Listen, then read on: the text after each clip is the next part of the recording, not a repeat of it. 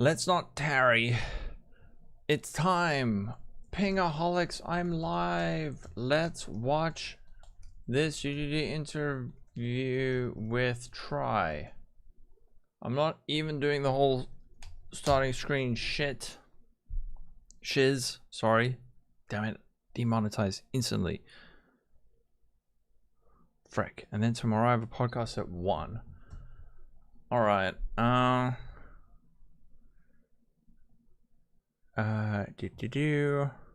Events. Create event. Somewhere else. Twitch.tv/Talkative Try. And it's tomorrow at 1 until probably 3. Podcast. Wait, am I live? I am streaming, right? Yeah, okay. Okay. But normally I do the yappy thing. Okay. Podcast with Talkative Try, Dreamcore, and Sir Gog discussing PoE 0.4. I am live. Okay, cool. Alright. Podcast with Try, Gog, and Dream. Next. Create event. Okay. Chinos. How you doing? It's just you and me, that's it, no one else.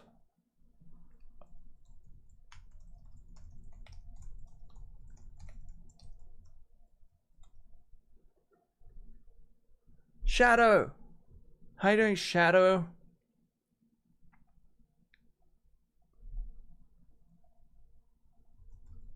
Alright. Ooh, frick. Hold on, I nearly closed it. Hey, Fire, Afterlife. No love for YouTube chat. Sorry, I'm busy faffing with my chat.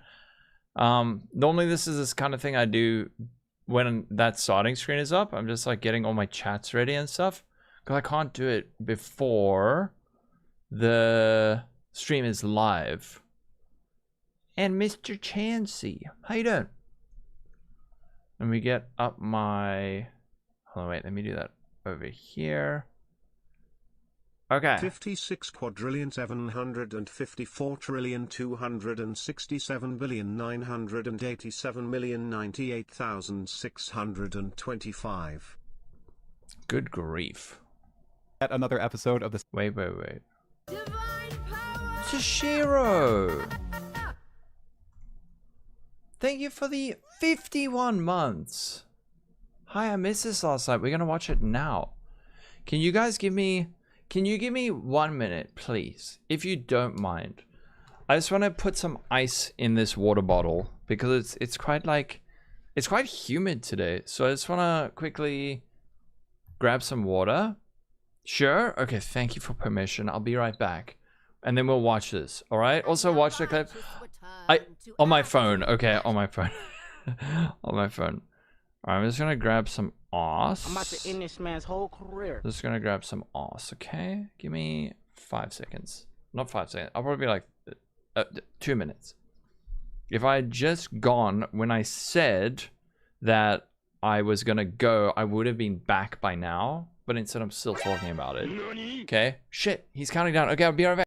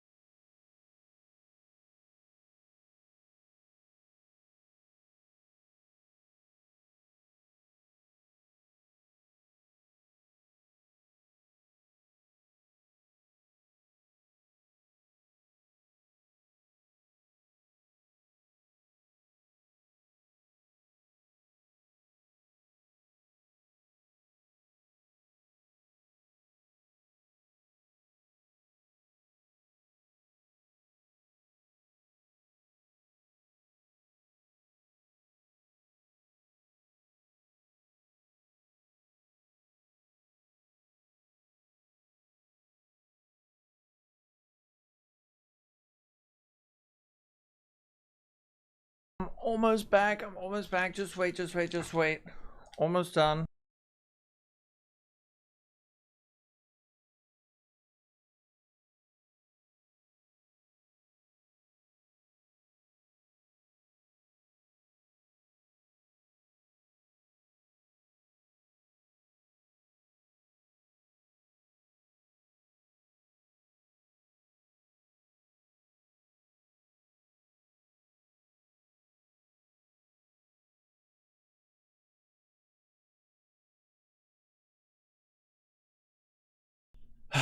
All right.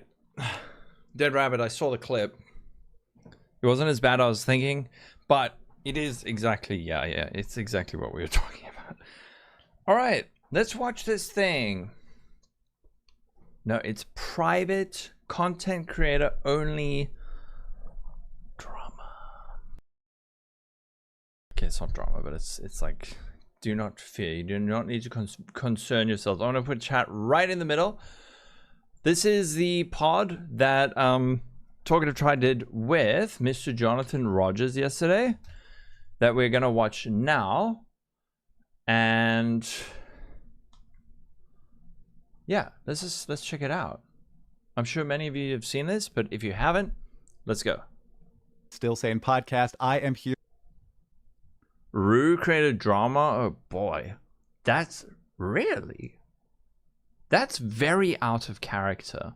Hey, Exiles, welcome to yet another episode of the Still Sane podcast. I am here with the game director on Path of Exile 2, Jonathan Rogers, to talk all things 0.4, Fate of the Val, the last of the Druids. There's a lot packed into this update. Starting right but now. Before we get to all that's packed into it and many burning community questions on it, I did want to take a few minutes to talk about what's not packed into it, okay? And that's obviously the Endgame, right? Endgame was slated to have a big revamp for 0. Shadow, don't stress. You don't have to watch it again. 0.4. It was pushed to 0.5. You guys were very upfront about that. Now, one question I've seen a lot in the community is, given in 0.3, you guys did push a good chunk of substantive endgame changes in that 0.1 update that ended up being pretty positively received. Do you know if there's any chance or opportunity for a 0.1 patch for 0.4 wherein you do make some endgame alterations? We certainly could do that, but if we're doing that, it would be because we're seeing feedback about, more mechanical things as opposed to content. Like, one of the big things that we that's supposed to be coming for the in-game is a lot more content stuff and, change to the Atlas tree and that kind of thing. So I don't think we'd be doing that in like a 0.4.1 type update. It's more about like, if there's something that's like going wrong with what we've got, or like, Dude, I thought this was his outside. I thought this was like outside his front door, and then I realized it's a picture. Things where we're like, we're unhappy with the current way it's working. That's the kind of changes that we would then do in a 0.4.1. But in terms of like content, those would usually be for the the larger kind of releases. So that's when we'll be seeing that. That makes total sense and expected from me. Then the systems that you currently have implemented, the Arbiter of Ash. Okay, he has this new reward to beating him. You unlock rare tablets, so you can juice your maps a lot more than you could previously in 0.3.1. Now, the Arbiter, unless there are some secret changes not in the patch notes, is still an RNG gated pinnacle boss. True. You have to go out from the middle of the Atlas. You got Larry. Thanks for the sub, Larry. This is a good point that I didn't think about. Last league, I could not find citadels anywhere. I had 2 level 94 characters before I found my first citadel. to find the citadels. And but you can't I gotta buy say, a trade, just from my own personal experience and many anecdotes I've seen across, people will get to level 92, 93, pushing out, looking at the Burning Monolith, and they will not find the Arbiter. Do you guys have any changes planned there, especially now that he's locking behind such a substantial piece of endgame juicing content? Yeah. So I think that in 0.3.1 we did. I can't remember whether it was in 0.3.1 or whether it might have gone. We did improve the the number of them quite a lot. It's actually like it is random right now, but it's the plan is to one of the things we want to do when we're improving the in game is we've talked before about how we want to improve the feeling of not having goals, and one of the ways to do that is to kind of questify some of the mechanics for Larry? the various league mechanics and so on. So they've kind of got like predefined places where you can kind of do those things, like at the start, right? So the idea would be like at the start, there's kind of a quest line. It's going to tell you, you know, you need to go here and do this, that kind of thing.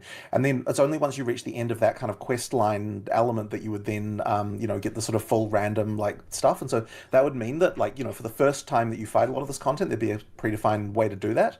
The challenge part is kind of intermixing the kind of random elements of the end game in with like a kind of a, you know, more of a storyline type, you know, you have to do this, then that kind of thing. So that's kind of what we've got like going on, what we hope to do later. And that will mean that you no longer have that RNG element as much for some of that stuff that's sort of imperative to do. But, you know, the thing is that like, I still don't want it to be that when you start the end game, it's just like a completely predefined experience like the campaign. There needs to be an element of randomness to it. So it's really just a question of like how to kind of get those mixed elements. But yeah, one thing I can mention, I don't know if like if people know exactly how this works, but there are these like macro blocks in the you know, in the random algorithm that it uses, and within one of those, we do guarantee actually, how does it work exactly? There's something like there's an arbiter, like out of one in every two macro blocks, and like within a macro block, it's like a certain defined area. You're always going to find all three citadels. So like it's kind of like it's not fully random. Like we have sort of like toned down the randomness compared to how it was like right in the beginning. But I do understand you can still have a situation where, like, you know, just due to unluckiness, you kind of like go right between two of the blocks. You don't really know. I mean, they're not obvious, right? So I think they should just make it that once you reach like, I don't know, like once you reach level 90, it's just like on the atlas, and it like shows you one. So that can kind of mean that you can still feel quite unlucky, even though, you know, technically there's kind of a defined rate of them that you'll get. Right. Okay. All right. Yeah. I just know a lot of people are probably going to end up trading for fragments if they're playing sure, I the mean, market and stuff like that. So yeah. hopefully with. They are slightly visible in the fog, but not far enough that you can still not find them. Pity timer, yeah, I don't know if they can. I don't know. 0.5 would be nice. You know, the improved, like more like you said, streamlined for. I think that you'll appreciate that, what the changes that are coming as far as like, you know, the Atlas story, as it were. Yeah. Okay. Awesome. Exciting stuff. 0.5 is going to be good. Okay, a few more endgame things that I just wanted to touch on here. There's also been a lot of people asking about greater zoom for the Atlas, since that's, you know, so many nodes and everything. Is there any plan on making that happen? I do want to look into that pretty soon. One of the reasons we didn't do the zoom initially so much was just because of performance issues. I've been concentrating a lot on performance recently, so this is something that I can now probably look at again and see whether or not the performance is going to be better. There's still quite a lot to come there though with performance, and so you know, like and I honestly at this point I should probably check again and see what the performance is like if we allow greater zoom. It really is just a performance concern. So we can definitely do that. I mean, there might be some clarity issues, but I'm sure we can solve that. I mean, people have like got various hacks to allow zooming out extra and that kind of stuff. Yeah. So therefore, like, it's not like too bad or anything. I mean, people do want it. So yeah, as long as we can get the performance of it fine, then it's probably fine to do. A slight side tangent here. You mentioned you've been focusing a lot on the performance, and I know you also said that you coded the core system of Fate of the Val, the actual temple. Do you do a lot of the hands-on like coding with all these things right now? I don't usually, but in this league, yeah, I did the Fate of the Val core like simulation, and then yeah, I did get a bit involved in the performance work, like. One of the things you can get in a game company is that like you've got all these specialists, right? And it's like, here's a guy who's working on UI, and here's a guy who's working on gameplay, and here's a guy who's working on like core engine stuff. And it's like people can often lose focus on the larger picture because it's very easy to look at something and kind of be like, oh, okay, well, this is, you know, the gameplay team needs to work about that. And so it's hard sometimes for someone with a more global look to come along and kind of say, okay, well, if we look at all these together, what are the problems, you know, looked at as a larger system? And so that's when it can kind of be a bit useful for me to step in and be like, okay, like, let's try to work out some kind of, you know, coordination here to actually try and find that stuff out. So one of the, I mean, if you want to like talk about it, I can talk about the technical details. Like what we did previously, we, you know, like when you're rendering the game, you've got like, and simulating the game, you've got like effectively a job system where you've got like, you know, here's the CPU cores that you've got, here's the jobs that we want to, you know, to run on those cores. And previously we had this very ad hoc system where like, you know, this thing would queue some jobs and that thing would queue some jobs, and they all had their own synchronization of like when to know when was finished and when one wasn't and all that kind of stuff. And what I effectively did was write a like a job system that allows for kind of like creating a global view on like when to run things and so on. And then once you've got that, it's sort of easy to tell like this can run alongside this and this can't run alongside that and all that kind of thing. And you can effectively express all these dependencies. And then once we had that, then I'm sure this makes a lot of sense to some of you guys, but I have no idea what he's talking about. all the programmers in the various systems can then go and start, putting things in there, and then everything now runs just a lot more concurrently than it did before. So the major change we had was just making it so that, yeah, we can take advantage of more of your CPU because we're running things concurrently that previously weren't allowed to run at the same time. And then, of course, there was also just other optimizations, just like, hey, this is slow, that is slow. We get spikes when you do this, you get spikes when you do that. Right. Just that kind of stuff, that I just kept on pounding people, like, no, we need to fix this, we need to fix. Damn. Is slow, that is slow. We get spikes when you do this, you get spikes when you do that. Right. Just that kind of stuff, that I just kept on pounding people, like, no, we need to fix this, we need to fix this. And one of the other things as well is just really making sure that we never get a situation where a resource that's needed is not available at the point where we need it.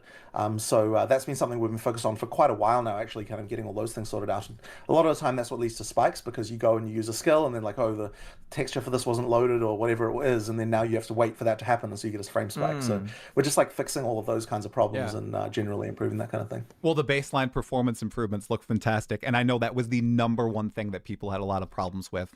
Console, yeah, there's PC, thing, but, like, yeah, so it's awesome. Yeah.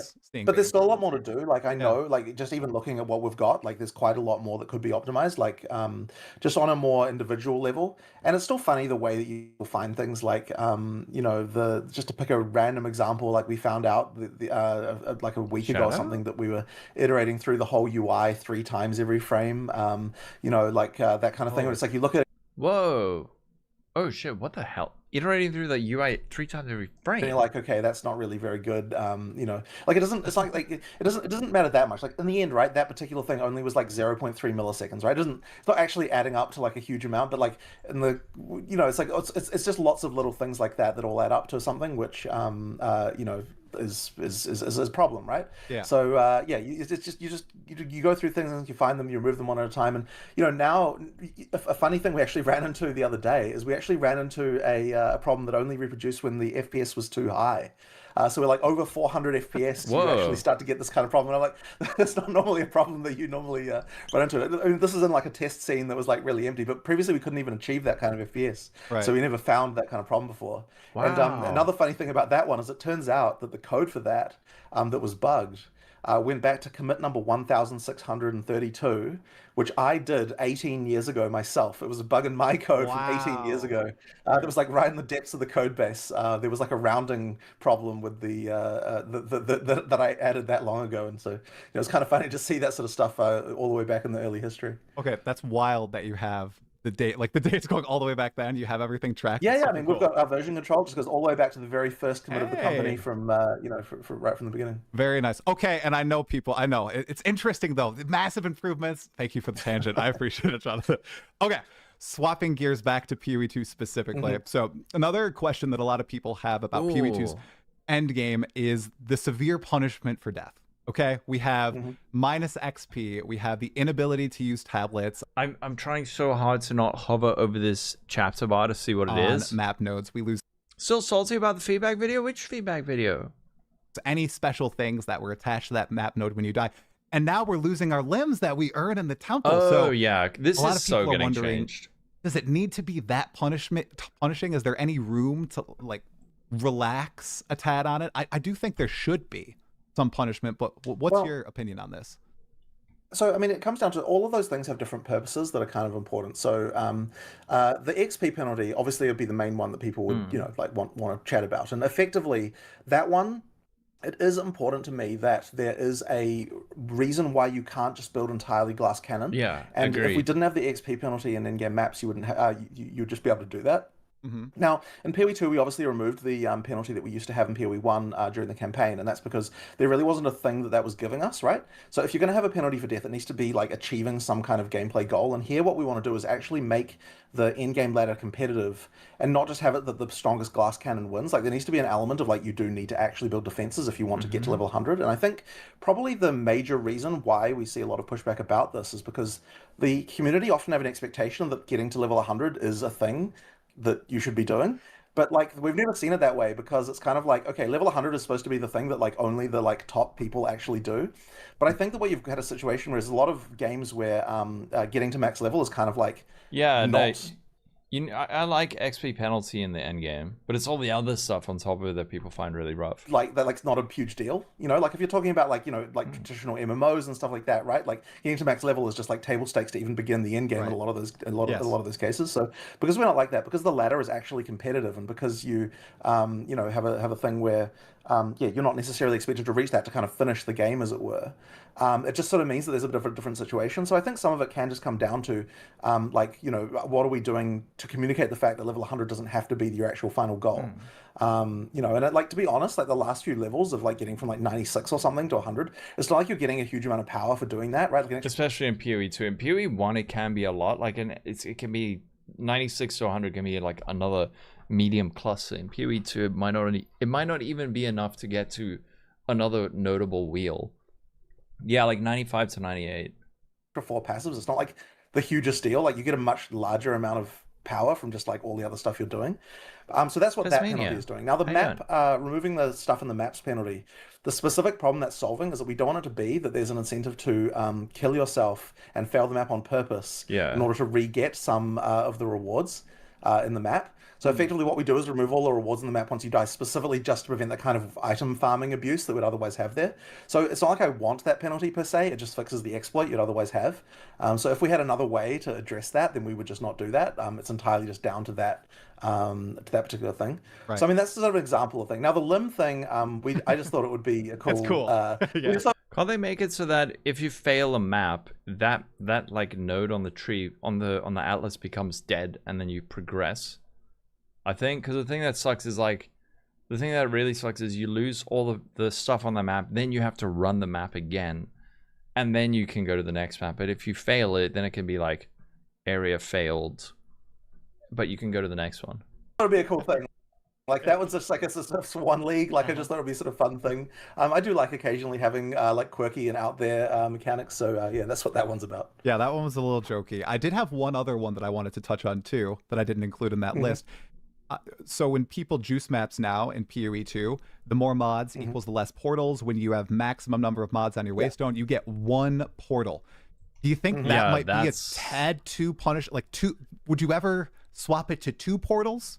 Just so you 6, do have man. A little bit of leeway if you're going full in, 6 mods, corrupted, everything, or no?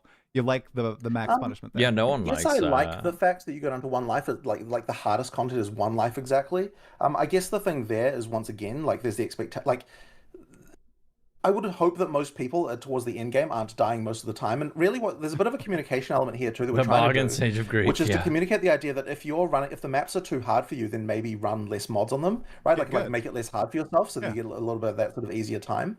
And so my hope is that can kind of is the thing that gets communicated by that. You know, like by that element. I guess it's not been something that's particularly come up for me as a problem recently, so I guess it's one of those things that I'd have to maybe have another think about. But yeah, it's not really on my radar as like that being a particular thing as a problem for people. I'm curious. A lot of people were wondering if you were going to stream your gameplay at any point. Is that something that's still in the cards? I know you mentioned. You know, so I actually was JP interview. I was pretty keen on that, and I was actually talking to another streamer recently about it, and he was sort of saying that he didn't think it was actually a good idea in practice, and the reason is because, like the way I would treat it would be like it's like a good time where I can just enjoy myself and like, you know, have a gaming session. But what he was saying is what people will treat that as is like judging me continuously for every single minor thing. It's like if I don't pick up an item or if I just like don't, you know, over there, I'm going to be completely judged by that. And he was sort of saying you really shouldn't do that because all it's just going to result in is like random those kinds of issues. And I feel sad about that because honestly, I would love to just have a good time, just like, you know, having a chat to someone, playing the game, you know, that kind of thing. That's the thing, Omega Cybers. If there are tools to like solve problems so that you can survive those maps, then I think it's cool, because then it's like, well, I mean, you should have built your character like this, but you didn't, and now you're getting punished for it. I think the frustration comes when it's like, yeah, but I mean, I tried, but now I got killed by like some invisible ground explosion, and then that's when it's frustrating. Or like, there's not enough available mitigation layers, even if I wanted to. to survive this. But he was saying like you're probably gonna regret doing it if I do. So yeah, I'm not so sure about that one, unfortunately, due to that reason. But People you know, can that's be a bit of brutal. a They can be brutal, dude. So right. I was asking because you Yeah. mentioned you didn't have the issue. Have you been playing like some of the end game? I know in Over-policed. the past you said you mostly play the campaign and then reset I when you're do, testing. yeah, I do mostly play campaign and then don't go like play much of the in game. And the reason is because mostly what I'm playing is I'm playing at home on the dev build. I'm like testing a new character, that kind of stuff. So I don't often get a chance to play much of the in game stuff. Now the person who does do that a lot is Mark. Like Mark plays the in game a lot, and usually he's playing multiplayer as well because he wants to make sure that all the multiplayer issues get tested because usually in QA. You know, like multiplayer specific problems don't come up a lot because you know like they're obviously all testing individual things or whatever. So by testing multiplayer, you can actually make sure that we don't have you know kind of catastrophic issues, and a lot of them come up like and especially more subtle ones like along like with bosses and things like that because you know like bosses need to have AI specifically for multiplayer and that kind of thing, and you know you don't necessarily got a lot of opportunity to test that in the normal office environment. Right. Okay, great. Let's move on to I think one of the most controversial topics of the entire patch. One that I was so pumped about when I first heard. I think it came out of I think it was Mark's mouth, okay? 40% reduced monster density in endgame maps, okay? That was a big change that was made. I played a ton of 0.3 and I had a great time, but after that patch, I had seen the game as moving a lot more toward the Path of Exile 1 identity. You're zooming through maps, you're blowing up screens of mobs, there's not a lot of engaging combat going on in the end game, and I was like, okay, you know, that's fine, whatever, they'll kind of morph into the same game eventually. And then when I read through the patch notes and when I saw your guys' presentation for 0.4 and you said that line, I was like, oh my gosh, they're trying to build, you know, more visual clarity back into the game. They're trying to maybe make combat more engaging. Could you break down what your goals were with that? I know you talked about swarming. Was it more beyond that, or is it just the swarming thing? So I mean, I guess there's several issues, right? So Yeah. one of them is the swarming for sure, just like a problem where like a lot of people were very unhappy about that. I do think that we like it just was too much. Like I think in fact the numbers were just wrong from the start. Like we just for whatever reason got that incorrect with the monster pack stuff we did in Endgame. The issue that we had, of course, was like, you know, nerfing this is controversial, like 100%. I mean, like I say nerfing, but it's like it isn't so much a nerf exactly, right? Like there's still the same amount of life you have to kill from monsters. It's a question of whether it's distributed from multiple monsters or not. And I think the issue that we really had was just that we were limiting the number of builds that were viable at endgame. Right. Like kind of unintentionally, right? Because you had like there was just a minimum amount of kind of AoE clearing you had to do to make it work. And so we wanted to make it so that you can play a spammy build, but you can also play a build that you know like concentrates on bigger hits that are smaller in AoE. Like both of those things should be allowed. And the current way it was just kind of wasn't really allowing for that. Yeah. Now, but it also means that when you see a rare pack, you actually go like, oh, cool, that could drop something good. It's the same with D2. We spoke about this in the podcast with Dead Rabbit, where in D2, when you see a pack of like a rare monster with its minions, it's usually isolated, and you're excited to fight it because it has like a good chance to drop something worthwhile. Whereas in PoE 2, you don't even notice it. You just like explode the screen and then shit drops on the ground. But yeah, again, like it also hopefully makes more builds more viable, where like a slam attack can like take out a rare pack of monsters. But we'll see.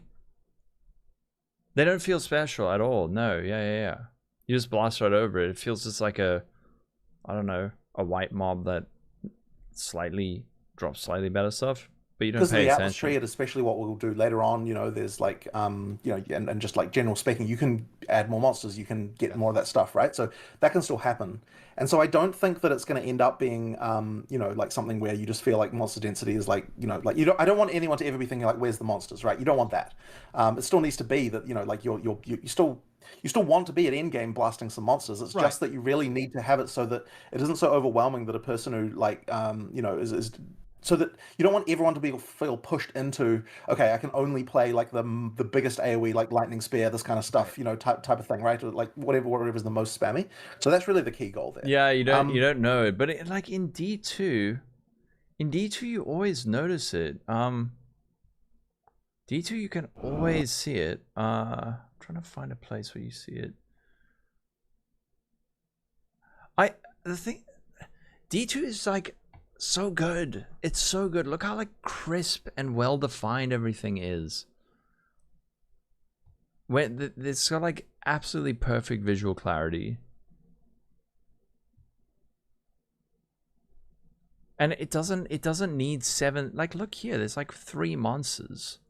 You don't need 7,000 monsters for the combat to feel good. Although this is like a potato playing this game, I think.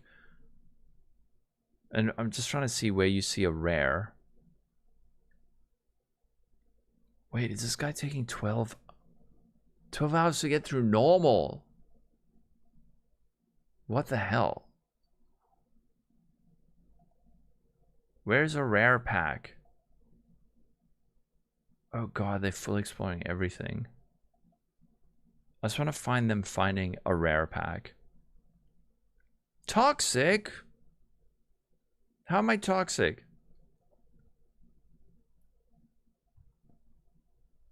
Like there's lots of open space, but then when you do encounter them, this is normal, so like the density is lower, and also this person seems to just be lost. 12 hours for normal. That's toxic. Sorry.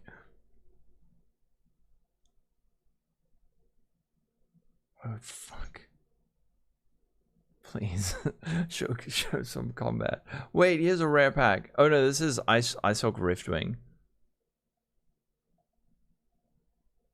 Wait, I'm trying to. I'm just trying to show you, like when you find a rare pack, you see it's a rare pack. Holy shit. Please, this. Oh god, this tangent hurts. If I could find this person actually fighting something, whatever. Anyway, I think the point is that it's just like it's so much crisper, and you don't need like full screen AOE explosions to have that good feeling of combat. We're gonna have to look at it again, like now that we've got another. I'll find a better video. And like with all the people and see how that goes. But yeah, I mean that's the basic idea behind it. Okay. Question about the packs and everything. I think there's 40% less monster packs. That also mean there's less rare monsters, or is the number of rare monsters in maps the same as No, before? the number of rares is the same. Because we didn't reduce the number. We didn't reduce the number of packs. We reduced the number of monsters in a pack, and that, by the way, like the way that's done is by there's the system called effectiveness, which is basically every monster has like a budget of how much. Like how much they are worth, as it were, as a monster, in terms of like how, and it sort of loosely correlates into how damaging they are, but it also translates into lots of other factors, so like how much do they drop, how much experience do they give, all these kinds of things. And effectively, what we did is reduce the effectiveness per pack to be lower, so that like the individual packs can be smaller. Now that can still be grown again by mods and all the things. Like, so when you add extra monsters with mods, what that's doing is it's increasing the effectiveness budget that a pack has, so that the pack can grow larger. But it doesn't actually change the number of packs, which is what controls things like how many rare monsters you get and that kind of thing. Because there's usually there's only one rare per pack usually. Yeah. So yeah. How does it interact with League mechanics like Ritual, wherein the more monsters you have, like the more Ritual favor you get? Have you guys thought about that? Ritual numbers were balanced basically to counteract this. So like it's just like basically, because the goal is not to nerf rewards here. The goal is to keep those the same. So therefore, anything like that that's going to care about something like that, we just adjust the numbers to kind of like sort that out. Okay, exciting. All right. Now, with this change, where there's less monsters per pack, maybe the packs have a little bit more identity. You're supposed to be engaged with them a tad more. I had a conversation with Neversink last night about rare monsters and how originally they were going to have a bigger identity in PoE 2. Right. And right now, rare monsters are completely enveloped by the modifiers on them. I think we saw this really well with Abyss, where, oh my goodness, some of those Abyssal rare monsters modifiers were killing me. Do you see a world in which PoE 2 maybe returns to that age where each rare monster is going to be, kind of special? Maybe it's like a 3-4 second fight where you care about the monster and don't care so much about the modifiers on the rare monster. I do want to make rares more interesting and identified like that. It's just the issue with that is that it's really hard to get time for a change like that, which doesn't see as much immediate return. So it's one of those things where, like, once we get a bit of time, we can do something like that. And what I sort of suspect is we'll probably have like a launch at some point where like that's a big focus and we make it into a feature and like we try to like make sure there's something there. But it's just it's kind of like it probably won't be soon. Like I certainly don't think it would be before full release because it's something that we kind of can't. I think justify while we're also trying to make well in particular right like we need all the people working on monsters to be working on acts 5 and 6 and that kind of stuff so like there's that's the issue that we'd face trying to do a change like that right now. Every monster needs the Death Knight treatment. Come on, we want all the monsters to have special abilities. Yeah. Okay. Yeah, but exactly. Like the Death Knight's got such a good identity. I want to show you more D2 because D2 does this so well. D2 does this so well. Every monster has an identity, and it's never overwritten by the modifiers. It's always like the monster is the monster, but it is like a stronger version of it with certain modifiers. But I'm trying to find some footage of that. Another question a little bit on visual clarity. So environmental clarity, so monsters and like a monster abilities seem to have been addressed a little bit in this patch in 0.3.1. How about character visual clarity or skill clarity? I remember so vividly listening to you guys. I think you and Chris talk about, oh, in Path of Exile 2, you'll be shooting 10 arrows instead of 100, but the 10 arrows will have the effectiveness of the 100. Right. In PoE 2, it seems like it's kind of jumped the shark already. We're already in this patch, and you're able to do that with Twister builds, some lightning arrow builds. Do you see that as something you want to allow or something you want to rein in eventually?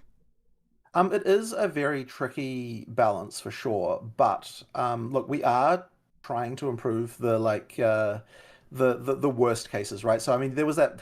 I'm seeing some video of like Ziz, like where he's like doing his flashbang build, and then he puts his dark glasses on, right? It's like that's the thing we really don't want to be, really don't want to be required. So I know that there were changes to cluster grenades to make it so that that wasn't as much of a problem. I think that they split. I think they split the functionality of the Nova projectiles thing to kind of like make it so that was a little bit less crazy. Like we do sort of adjust it where we need to adjust it.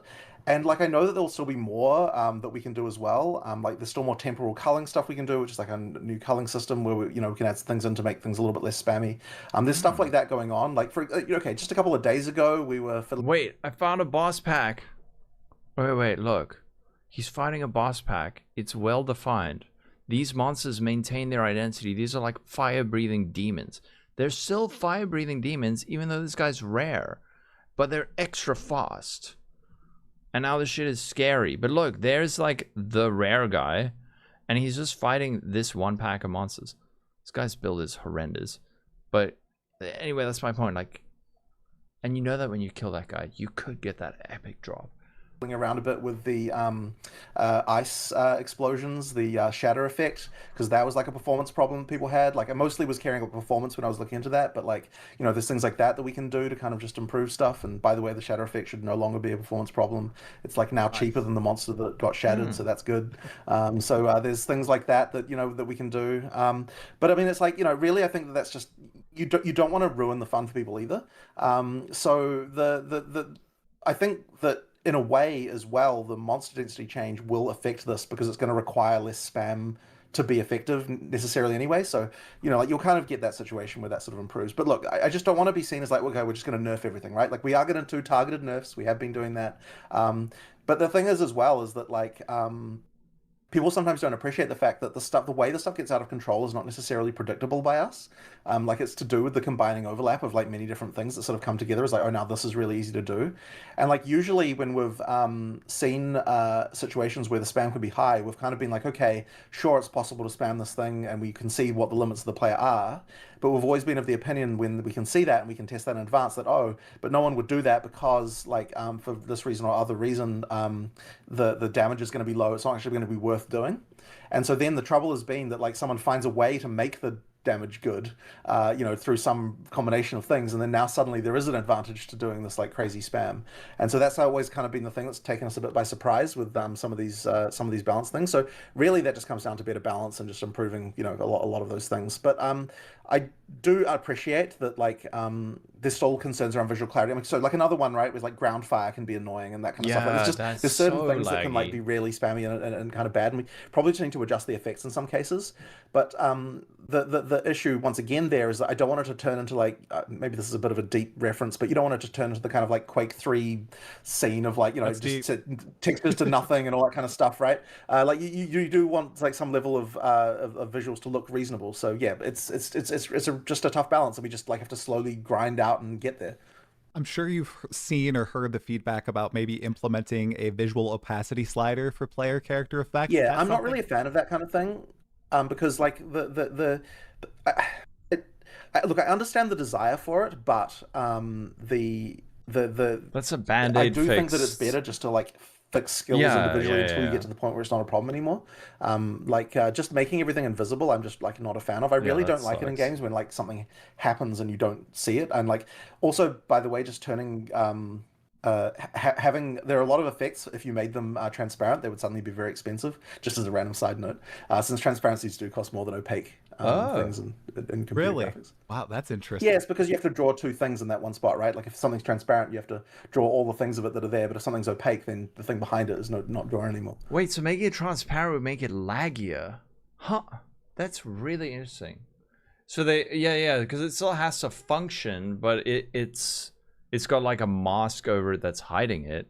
But that's like a shit, like you said, it's a shit solution to, it's like a shit band-aid solution to a problem that they need to fix with like, I don't know, the game fundamentally. Yeah. This video, oh, you've watched it, Matt? Oh, wow. Okay. Interesting. Nice. All right. So another brief density question here that people have asked about. And I know you already mentioned that you don't want people to feel like this, but there's a lot of worry that the game is going to turn into a walking simulator now that the packs are this much smaller. Well, and that there's certainly it's not going to be that. It's just not going to be that, right? Like it's just not going to be that. I mean, do you feel that way like in the early in game? Oh, I like, don't. Towards the end of the campaign? I don't feel that at all. No. Right. Well, then there you go. Right. I mean, it is only like it hasn't been nerfed below that. Like it's not like it gets like lower over time, right? I mean, it just doesn't. And I think one thing that's not in the 0.4 patch notes that was in 0.3.1, a lot of map sizes in Endgame were reduced by a tremendous degree. So maybe some people who might have bounced, they don't recall that. So I think everything is scaled a little bit down too. You mentioned targeted nerfs a second ago, so I want to skip ahead in my question list, Jonathan, and talk about something that is on everyone's minds. One of my friends said, remove it from the game. The Roa. Okay, I'm not a get Roa that shit out of here. Get it out. I can't get into it. I don't know why it's in the game. I'm not an enjoyer. Lots of people are Roa enjoyers. So Jonathan, can you give me like a dissertation on how the Roa is a balanced thing in PoE 2 right now? Right. Well, I'll preface this by saying that I'm not primarily a balanced person. Like, there really is more Mark's domain. But at least the Roa, for whatever reason, the Roa got buffed when the sprint came out, and like that was kind of wrong. So like that's getting undone. Oh, really? The new patch notes made Roa 100 spirit. How much was it before? Shyster! How you doing? Straight to the office and nerfed it? Really? Kind of now back to just being normal movement speed again. And then also I think the spirit cost is probably a little bit too low. Like it probably just needs to increase a little bit. Like it shouldn't necessarily be the case that like it's completely mandatory to actually play. But I mean, yeah, look, it's powerful, right? For sure. But like I don't necessarily think it's going to be across. Like I think it's capable of being balanced. Like I don't think there's a problem there. If you get the right spirit cost, you get the right numbers. But I think the key important thing is just that it does. I don't think anything less than 100%. Like I don't think anything less than having it be that you stay at exactly your normal move speed when you use it will feel fast. So that's kind of why it needs to have that element of it at least. But yeah, I think it's just a question of just make sure the cost is right, and then it should be okay. Fair enough. Yeah, like as I said, it has had some balance adjustments in 0.4. Yeah, movement speed's very powerful in PoE 2. So I mean, people are blasting screens with the Roa from off screen while the warrior, rolling in the counter. The other thing that's weird about Roa is you can only use bows and spears on it, but not grenades. Why? Do the sound of the crossbow scare it, or like how does that make sense? That up in melee. So Okay. I mean, I don't necessarily think that the warrior has an exact problem with that. I think it's more just that you had the dominant build being the lightning arrow stuff. So like you just ended up being kind of feeling that way. But then on the other hand, like the next meta will shift, and then you'll find the warrior is the best. And I'm sure that since the druids had so much attention, let's do it. The druid will end up being a pretty common one in 0-4. Do you think Druid's going to be meta, Jonathan? Do you think it's going to be like busted? People are going to find some crazy interactions? I think that it's very likely just because of the fact that it's had so much attention. Like, and I mean, so right now, the thing that we're kind of doing this week a lot is like testing in-game viability of like as many things as we can do. So we're trying to make sure that like, okay, so for example, right, like we were looking, we're like, okay, the like minion stuff with all the wolves, it's just not really kind of working in an in-game context. And like now we're like, okay, let's try to add some support to the tree to make it happen, right? So now, for example, we just added a keystone, which is that you can use a scepter with a talisman in order to get spirit as an animal. But then the keystone down. By the way, are talismans one-handed weapons? Can you use it with a shield? Downside is that you got minus 50% spirit, so you kind of have to like like you still like so like you can't quite necessarily get as many minions as a minion character would have. Okay. But it kind of like lets you do a it makes that from a spirit perspective possible to do like minion stuff as a druid as an animal to get the kind of like pack leader wolf build working. And the other thing we did was he said, okay, there's a notable that will make it so that your rage bonuses apply. They're two-handed, okay. To your minions, so that you can get wow. Like actually get the damage to a good place, with your wolves and that kind of stuff, right? So we're like, okay, we're just being very careful to look at the individual builds that someone might want to try and be like, okay, let's try and make sure that there's support in the tree for that kind of stuff. So that's really what a lot of this week is kind of going into, just those kind of like, just make sure that there's the options there for someone, and that might be a unique, it might be a keystone, it might be a notable, like just try to make sure there's something there that can make each build that we want to do work. And so that's kind of animals do wear shields in the southern hemisphere, yeah, just making sure there's that in-game scaling. That's exciting. I think I heard Gazzy from across the Atlantic like howling when you said those two keystones. Right. About the druids and minions, there's just wolves, right? It's the wolf pack. Does it require spirit to reserve? In terms of the ones that come with you. So you've actually got a so there's two ways to get wolves. You've got the what's called the reservation gem, the spirit gem, that gives you a pack, and that gives you up to 6 wolves that respawn like a normal minion. Right. And then you've got the mark, where when you kill monsters, it summons a wolf, and with that one you can get like another, I don't know, 10, 15, like bunch more. Geez. So you can have like a pretty sizable pack if you're going for that. But yeah, it's just a question of making sure the stats of them can actually get to like reasonable levels compared to other minion builds, to make sure that's viable. Okay. Do you see more animal companions coming in the distant future once the game is shipped? We could potentially do more of that stuff. I mean, like, there's still plenty of other minion things going on, kind of adjacent, right? So you've got any kind of int minion stuff going on. Obviously, it's not in theme with the druid so much, but yeah, like, we could probably do some more animals. But for the time being, we didn't think we really needed more to sort of make the druid work. And like, the druid isn't primarily a minion build, right? Like, it really is only the case if you're doing that whole kind of pack leader fantasy. That's like the main minion fantasy you'd have as a druid. So yeah, that we want to make sure at least that one was working. Oh yeah. Yeah, it looks sweet. I mean, the Tundra Wolf looks amazing. So I think I'm going to gravitate toward that eventually after I try out the bear. What's everyone going to league start? Is everyone here? Who here isn't going to start Druid? Blood Mage, Spark, Cock, and then maybe swap to your rebuild? If we can get a solo weapon, that's going to be the hard part, right? Zonoko, thank you for the follow. And Sims and Hidefogel. All of your other wolves that you have, by the way, turn into snow wolves when you turn into a snow wolf. So like your whole pack. You're not Druid? So that's kind of cool. Attention to detail. Pretty sweet. All right.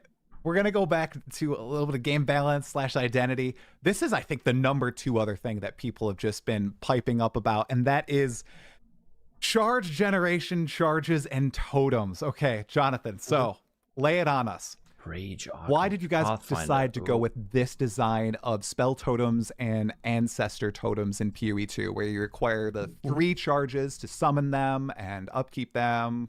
What's going on there? Because a lot of people... The main thing that I don't want is for it to turn into a situation where basically any spellcaster build is a totem build. Like, I don't want it to be that just totems are just strictly superior to spellcasting. That's kind of important.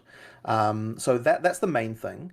And the charges were just a good way to kind of make it so that, like, okay, if you're going totems, if you want to do totems as your primary thing, what we want to be doing is providing ways to get there by, like, there are uniques that are available that can, fix that problem for you. Like, you can do a totem build, and in fact, we are going to be showing so we're actually going to make a video of like a bunch of in-game builds for Druid pretty soon, just to kind of show like people like, okay, really? here's some just viable things that you can make. It is, because in PoE 1, the whole thing is all about like triggers.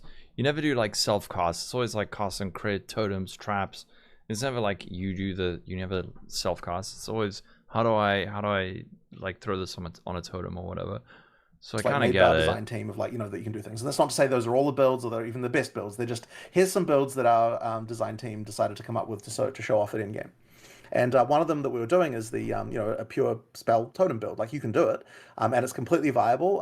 You just need to, use the uniques and various mechanics around doing it. So at the same time, the other thing as well is that I want using charges to feel like it gives you a significant bonus. Otherwise, they just feel pointless, right? Like if it just, certainly shouldn't be just a thing where, like you don't. Okay, put it this way. You just need to make sure that, like, the first time you get a charge and then you use it, it feels like a significant upgrade over the base skill. Right. Now, in order for that to happen, there needs to be a certain level of difficulty in order to attain them. We just need to make sure there's a certain cost there. And it actually has been pretty hard to design the mechanics in such a way where it's like you can do it all the time, but also it doesn't feel like you just get them for doing nothing. Like, it's kind of that tough balance to strike there. And so that's what we're really trying to do. So yeah, I mean, really, it just comes down to those elements, right? Like, just don't make it so that every spellcaster is a totem build. That's like a hard challenge to even meet, even by itself, right? Because not having to cast the spells is like a pretty substantive benefit to have. So there needs to be some kind of cost there. And I'll call it out because I've played for a very long time. In PoE 1, all the best spell builds were totem builds, and I always was like, oh man, I want self-cast to be fun. Like, it just feels better when you're playing. It's like something, I guess, kind of hard to describe, but there's something different about actually casting the spell, controlling where it goes instead of just boop, popping up your totem, running around in circles. So yeah, okay. So the other benefit you do get, though, is that effectively the spell totem can serve as an ultimate type ability for people who aren't speccing entirely into that way of playing. So effectively what you get there is, and there's actually something sort of interesting that we've been looking at in a few cases. So for example, the Wyvern Flame Blast, in its kind of default incarnation. So this is just aside from totems, right? Yeah. So this is the one where the Wyvern flies up and starts burninating everything. In it... Scrimps! Yo! Thanks for the 5 months, Scrimpsy. The ultimate skill design? Spellslinger? I don't think we have Spellslinger yet. Sort of default incantation of that. It's an ultimate, really. You should be using it as like a boss ability if you get the opportunity. Like, you heavy stun the boss, you start burning it. And the way that one works, by the way, is that it actually stacks ignites that add together. So unlike other ignites, in the game, which you have to do a big hit. Yeah. This is a type of ignite where, like, every time you hit them, the ignite grows and grows and grows and grows. So like, that one there is like a kind of interesting thing with that particular thing. So it actually works really well against bosses where you can stack the ignite really huge. But we also wanted to make sure that ability, if you want to, you can do a build which is going to get you to the point where you're just like burninating like the whole map, like just continuously flying around in the air for 8. Are we gonna make a burninator for the 0.4? The burninator? Doing things, but it does take, like, you need this unique and you need like a few things, like, to get to the point of you're doing that. It does require a little bit of effort, but the key thing is we want to make sure it is possible to use an ultimate ability as a clearing skill should you really want to go down that route. It's just not the default case, as I said. Okay. Oh, and by the way, with that ignite thing, just because I saw you were kind of reacting interestingly to that, we are going to change incinerate to use that system as well. So like, it's a kind of a different thing we're trying out. That's very exciting. I was going to ask if it was going to roll out to some other skills to change up how ignite works, because people are really looking for that. Just those two for now. We might consider doing it for some other stuff, but I think the theme of the skill has to be like continuous burning for that to make sense as the way. And is burninating a word? I've never heard this before, but I heard you say it's probably just. It's probably just early internet. There was a meme video from a flash animation actually from a long time ago. Don't even worry about it. No one should really have to worry about it. It's just just really brief question while we're talking about the Wyvern. Does Black Flame Covenant work with it or not? Because we saw it was like an attack based gem on the gem, and Black Flame Oh, Covenant right. works with spells only, so I think You're that right. You're right. Ziggy I D thought, interview. I think I mistakenly thought that it did at one point and said something about that, but I think it probably doesn't because it's not a spell. So Oh, yeah, it is an attack. Yeah. is there any way in the future there would be a keystone where we could get the no, same I'm sort of yawning thing? so much. I'll have to think about that. We were thinking. Well, no, whatever. I won't talk about that. Oh, you can leak it. Yeah. It's okay. It's fine. It's fine. It's okay. Leak it. Okay, I appreciate that. All right, yeah, that totem one. One more follow up on it. Generating charges in boss fights, is that something that people are going to be easily able to do? Because that's one of the big complaints that I saw. That I know you just said you'll be able to do a soul totem build, so it must be possible. There's just a few pieces in place. Sure. But then in terms of just the general way as well, we've got things like that are a little bit like in the kind of more mid-game options for that. Well, I mean, even early game, really.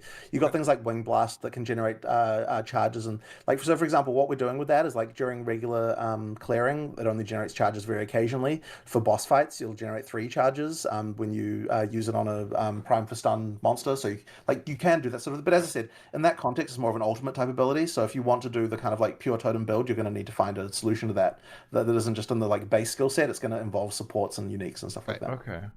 Cool. Thank you. All right, moving over to a melee focused question here. So back when a bulk of the melee skills were first developed, I believe the game didn't have WASD implemented, so a lot of movement was baked into the skills to make them feel really good. And then when WASD was implemented, you guys went back and you added movement to a lot of the ranged based or spell casting skills, but the movement is still baked into the melee skills. Do you guys see a world where you could go back and you could add moving while attacking to some of these melee-based skills? Because it does feel so much, I just got to say, it feels so much better when you can maintain full control of your character throughout the course of a skill animation. A couple of things with that. So for range, moving while attacking feels good, but for melee, what you actually end up with is a thing that feels really floaty. So you there are some games that do that, but I just feel like you end up with very floaty, like non-punchy animations. So what you generally have to do is you have to kind of lerp into get some kind of point of the attack where it becomes fixed, and that's what we try to do with our targeting thing. Where like, so for example, the easiest one to show that on is like double slam, so it's called rolling slam. Rolling slam. Where effectively like you can steer it the whole way, and effectively when we talk about moving while attacking, it's really more about skills like that where you can do like attacks like the movement is still built into the animation, so you don't feel floaty, but you still have a level of control over that sort of stuff. And that's what we sort of try to do with our attacks, is like try to have it so there's a level of control, but it's not fully just like moving arbitrarily, because as I said, you do end up feeling very floaty. So that's just a sort of really comes down to sort of a feels thing. And like as I said, when you do try that kind of stuff, it doesn't end up feeling that great. There's even things that we've tried before along those lines. Yeah, as I said, it just never kind of really felt right, so that's why we didn't end up doing it. Is it something that we would perhaps see with future melee weapons, where maybe you can move while attacking with a sword or an axe as opposed to mace? As I said, it really is more about the individual skills and like how they specifically function. Like I don't think that we would just generally have, as I said, we wouldn't have completely free-form movement like that. You'll even notice like in a lot of other melee games, if you like you can have a thing where you can lerp into an attack, and by that what I mean is that you've got a bit of control for part of it, but it's like slows down into like being part of the animation at a certain point. And we'll probably experiment a little bit more with that, but I don't think we'd want to just be like, okay, it's just like full floaty, just like move in any like arbitrary direction while you're attacking things. I really don't think it feels very good. Thank you. Okay. Now this next one, I know you've been asked it many times, but it was the #1 most requested question that I ask about again. And it simply is, why does the warrior have so many downsides on the tree and gear, whereas witch, monk, ranger comparatively have none? I know you guys have talked about this a lot, but could you... Well, I mean, fundamentally, it really is just that... So, it's funny because... The question I would have loved to be asked is, why have you taken this concept of downsides and then put it on so many other things, where previously like upside downside was like build defining upside, build defining downside, where often you can build around the downside, whereas now they've taken that concept but then they've made it like power with less power, and that's not interesting. But build defining upside with a downside that you can build around, so that or sometimes even make it so that the downside is actually an upside. That's so interesting. But 40% increase physical damage, 5% reduced attack speed is not interesting at all. Like, I would rather just have it as 30% increased physical damage. I don't think there's necessarily like an extreme number in the warrior area, but the funny thing is when we put a downside on something, we also make the upside higher. And so people then see like, okay, what are the best nodes? And they're going to see these But those are the questions I never hear asked, dude. I want to speak to them so badly. big numbers on like some of these on some of these nodes, and they're going to say, okay, well, like, I want that, but I don't want the downside.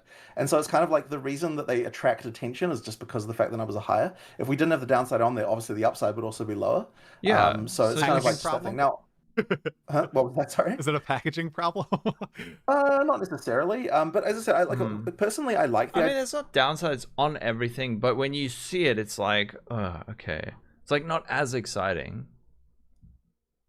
Oh, that is an accident. That you can spec into different things like that. And so, for example, like a commonly cited one would just be like, you've got like more damage and then less attack speed, right? You've got those kinds of nodes. Yep. And it's like the ideal way that you should be thinking about that is an opportunity where it's like, well, what can I use this with that is not going to care about the downside particularly? And right. That's the thing. That's the thing. That's what I was saying. It's like when a downside is not actually a downside and you can build around it, then it's interesting.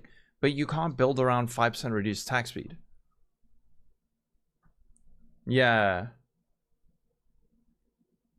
I have 10 questions for various context. I actually did DM him and I'm really curious. He said it was on his list of things to ask. Especially when you've got weapon spec points where it's like, okay, these couple of abilities, I don't care about attack speed, so I'm gonna get that node for that case and that kind of thing. Like, like you want to try and. When is that ever a thing? You see each downside as more of an opportunity, in my opinion.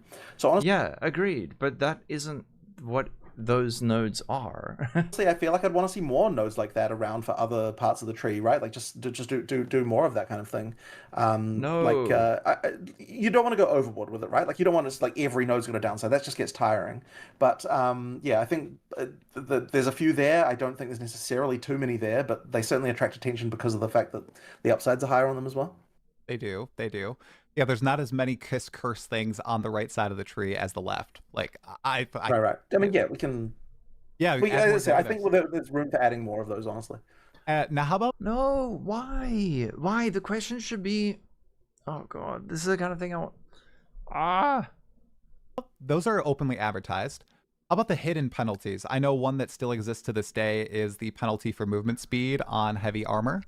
Is that something that you guys would ever want to remove? I mean, I guess I don't have a problem with it myself. I've always kind of found it to be just like, like it's just an interesting thing, once again, to build around on different characters.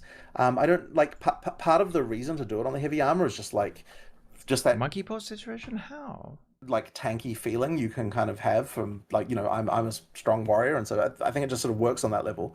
But yeah, as I said, I don't feel particularly inclined to get rid of that one, I have to say.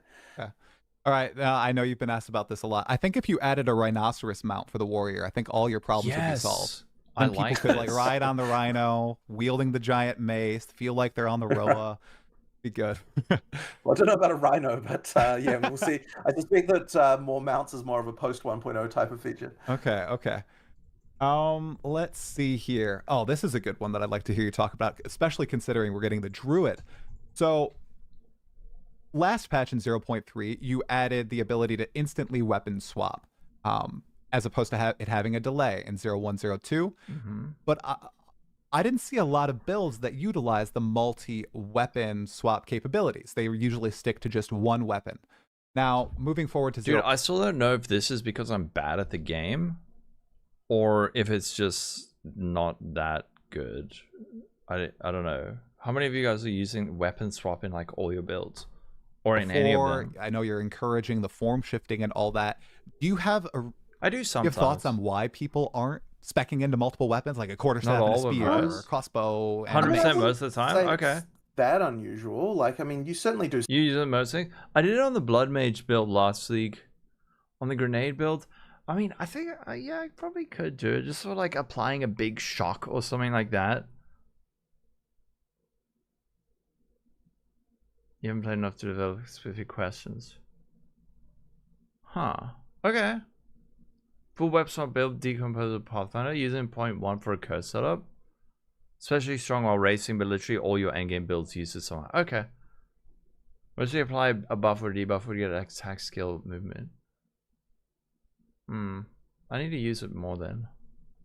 see it, and I think you'll see it more and more over time. I mean, like the mechanics are there to allow for that kind of thing. Like there's generally speaking, you know, like I sort of suspect that one of the reasons is that something I've noticed is that people when they see it, they almost feel bad about it rather than good in some cases, where they're like, oh, like it's just an exploit that you're using this other ability from this other class to like just do get this one effect. And it's like, well, that is kind of the point, right? Like if there's another class that has a thing that like, you know, that allows you to get this thing more easily than your current class, then yeah, I mean that's kind of the reason why that exists, right? So like I don't know, I feel like you do see quite a lot of it. I think maybe people have a different imagination in their mind about what it might be, like what that would look like. But yeah, I mean what it does look like is, you know, you're trying to find a combo that that can work, and that's why we have all these different sort of synergies around between different weapons and like the shared mechanics, right? So you've got, you know, things like armor break and charges and random stuff like that that kind of like allow you to sort of, you know, potentially get better things. Now, for the Druid, you're right. We're leaning into weapon swap here specifically because of the fact that you've got the hybrid melee and caster stuff going on, and so there's a lot more specific synergy in that case. You know, and you kind of will need to be able to, you know, learn how to do the weapon swap. And I guess what we might see from that is more people just being generally aware of the options there, and then potentially doing more stuff with build creation. But as I said, I wouldn't say it's like not happening now, and certainly there's like no real downsides to doing so. So, you know, I'd say that it's a thing that happens for sure. Okay. Building on this point, do you think in the future you'll bake more cross-class synergies into skills? For example, when I saw the Druid primal skills, the elemental ones, I was like, oh, I wonder if they have infusions baked into them. That's something you guys think about? We did think about the infusion case. In the end, we did decide to keep that to be like for the elemental spellcaster stuff specifically, like so for the sort set of skills. But like, look, I do like doing that kind of stuff. I just didn't in this particular case.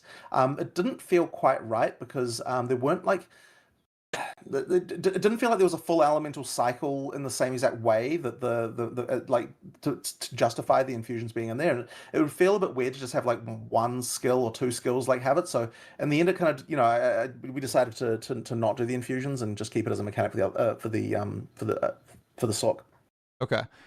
And touching on infusions just a little bit more, you guys are leading into that mechanic with remnants as well. Gone like for the rarity Acolyte of Chayula. Obviously, the Acolyte received pretty tremendous number buffs this time around. I've seen some people talk about how the payoff for going around and collecting the remnants or the infusions isn't necessarily worth like how much damage they're getting from it or the effect afterwards. Is that something you guys are keenly like looking into and making sure that it's always worthwhile at the end of the day?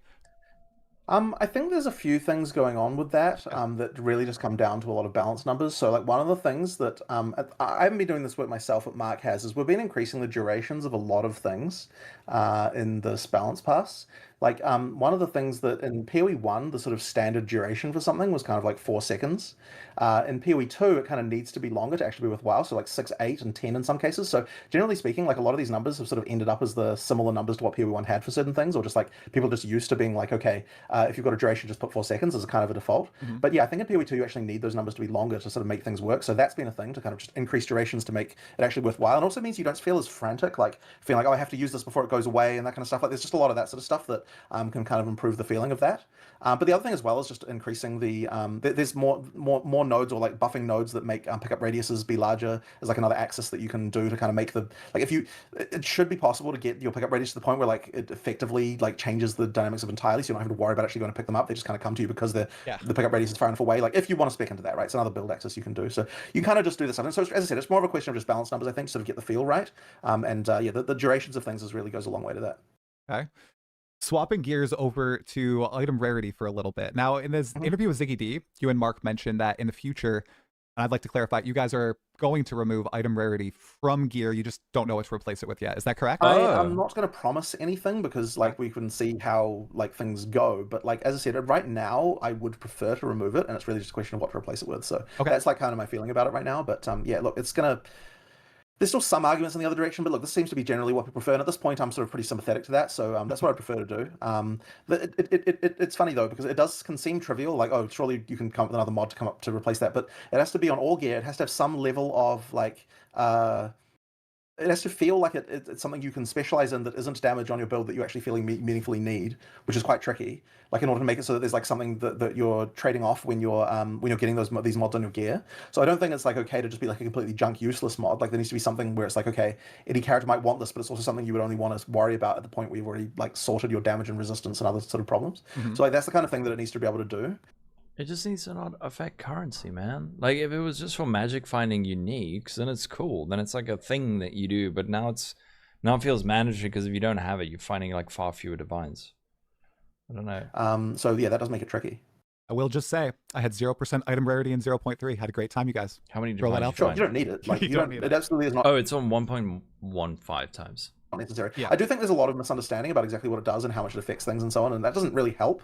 And part of the reason for that is just because it is so complicated and how it works, and like it kind of can't be any other way than complicated just due to the nature of all the various things that are going on in the item drop system.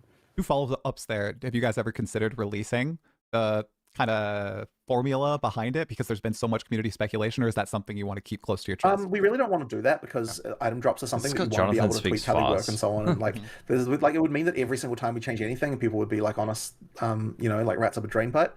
So it's kind of like we want to be able to have that at least as something that we can like fiddle around with a little bit. But the other thing as well is that like it's so tricky. There is a lot of emergent complexity that comes out of the rules that it has in terms of how like what results in what as far as like the final drops are concerned. And so yeah, I don't even think it's like even is that understandable. Now the same is true of the stat system, right? And yet PoE what do you call it, the sorry, the name's fallen out of my head, the thing that you use to make builds, Path of building. Path of building, sorry, yes. The path of building. I So I mean, things like path of building exist. So it's not like people wouldn't make a model of it, right? Like they would, but at the same time, I just, I just think we'd prefer not to have to go down that road. Okay, burninating and now rats up a drain pipe. That's 2 things I'm Maybe adding. that might be an Australasian slang potentially. That's good. So I'm not sure. And then one extra thing, I saw people talking about how the changes to item rarity this patch reduced its values on gear. Wouldn't that have the effect of more people wanting to try to put as much item rarity on their gear? Because exactly. now it has lesser values across all your gear slots. Now it becomes more of a coveted stat. That kind of... Or it's just consuming more affixes, and now you have to like use 10 affixes on your gear instead of 6 to get the same effect. Acting in reverse? Or so I don't necessarily think so. So last time we lowered the numbers in a way that didn't affect what the numbers displayed on items were, and I think that actually in retrospect it would have been better to do the other way around because people still see a number that they still assume has a certain effect. So this time we decided to do it in the way of just reducing the numbers on the gear, which like at the end of the day you still have to get the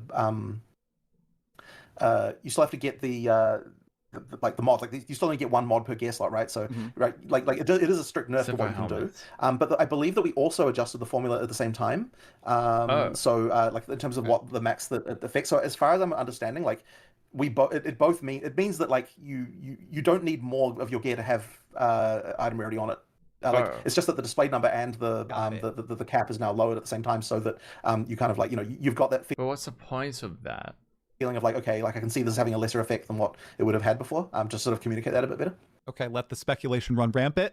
Let's go to a fun question. I don't know if you have the stats on this, but I'll ask you anyway. So for Path of Exile 1, we can see Steam achievements of like who's killed Hillock and who's finished the campaign, who's taken out the Searing Exarch. Do you have those type of stats internally for Path of Exile 2? And do you know like the percentage of people who have killed the Miller, finished the campaign, and killed the Arbiter of Ash?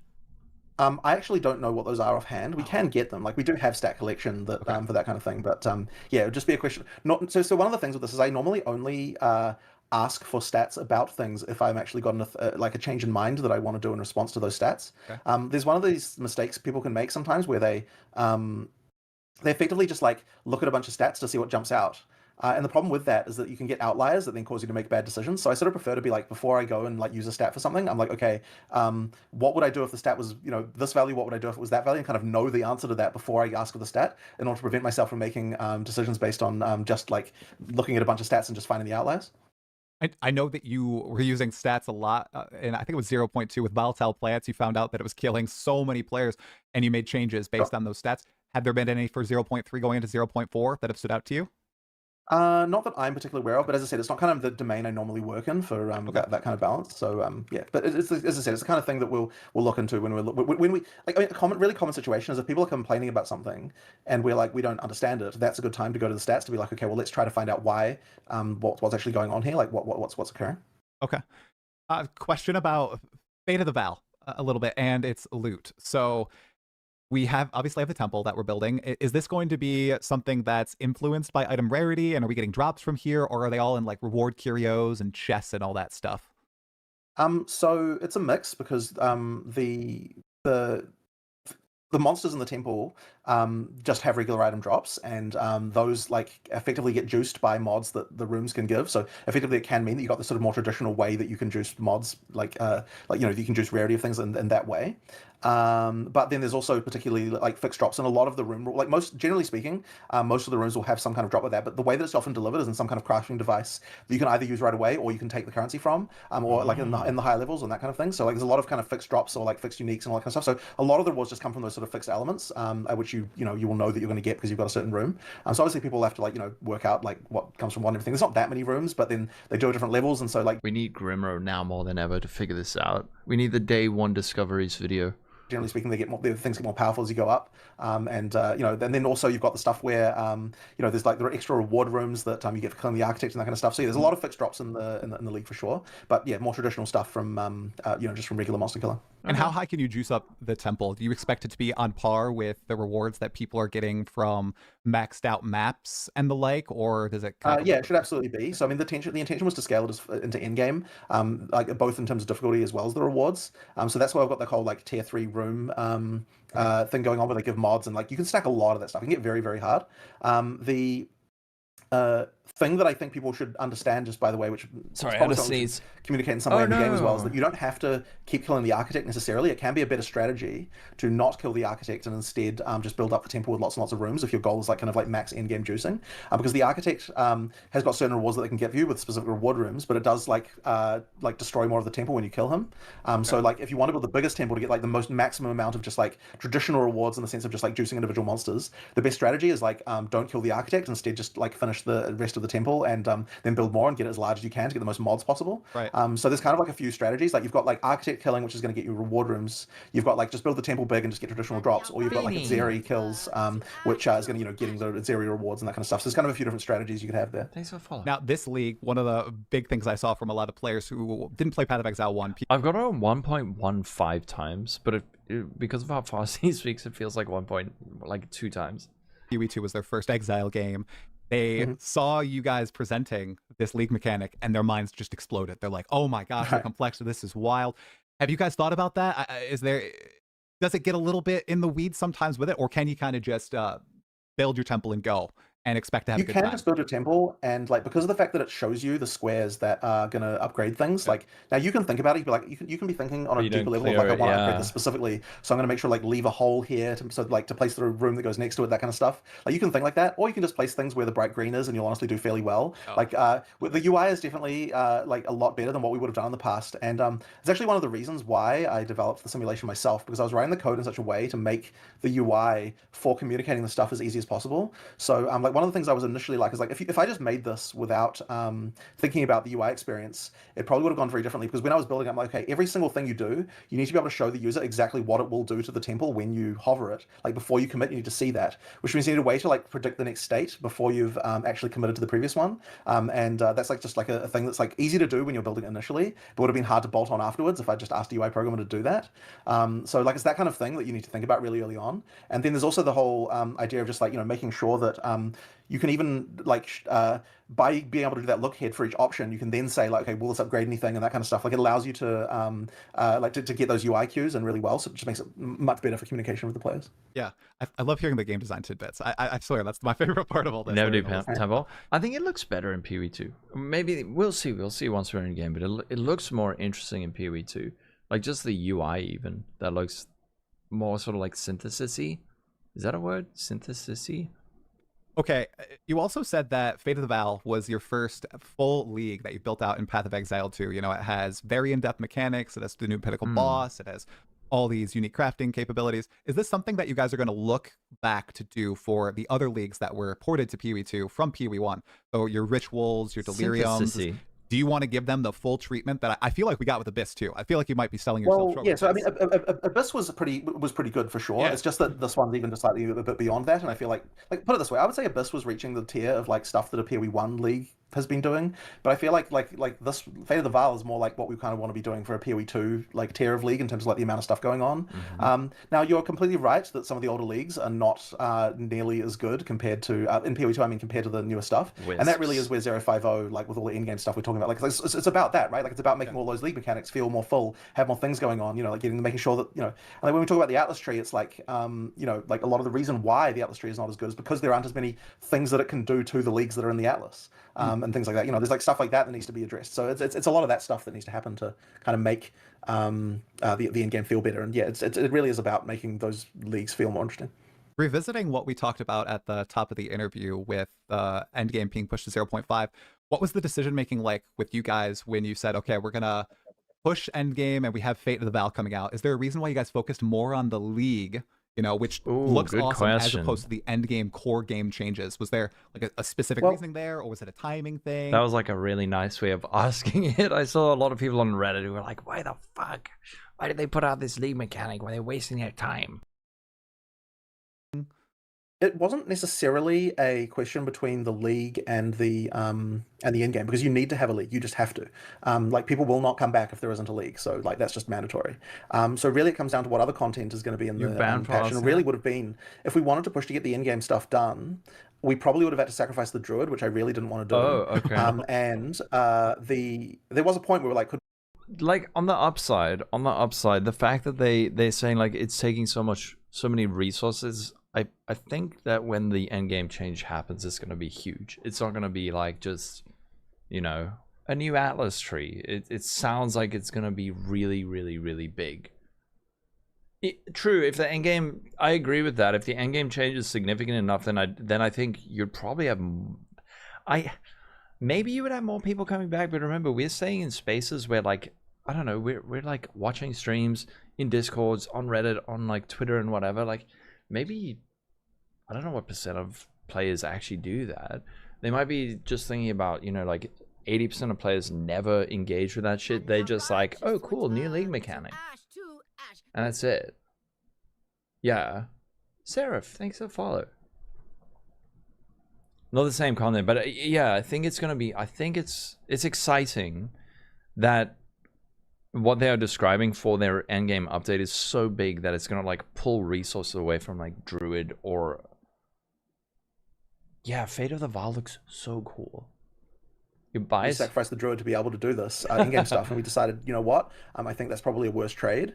But even then, I think it probably wouldn't have delivered quite the what we needed to have, just because, you know, like there are some for content like that. There's quite a lot of things deep in the pipeline you should do, like in terms of just like modeling and animation, all that sort of stuff that needs to happen relatively early. So I don't think it would have been as good as what it will be when it's in 050 instead. Exactly. So, yeah, that's what I'm saying. Like rather have like a proper endgame update rather than some like shitty half-assed one.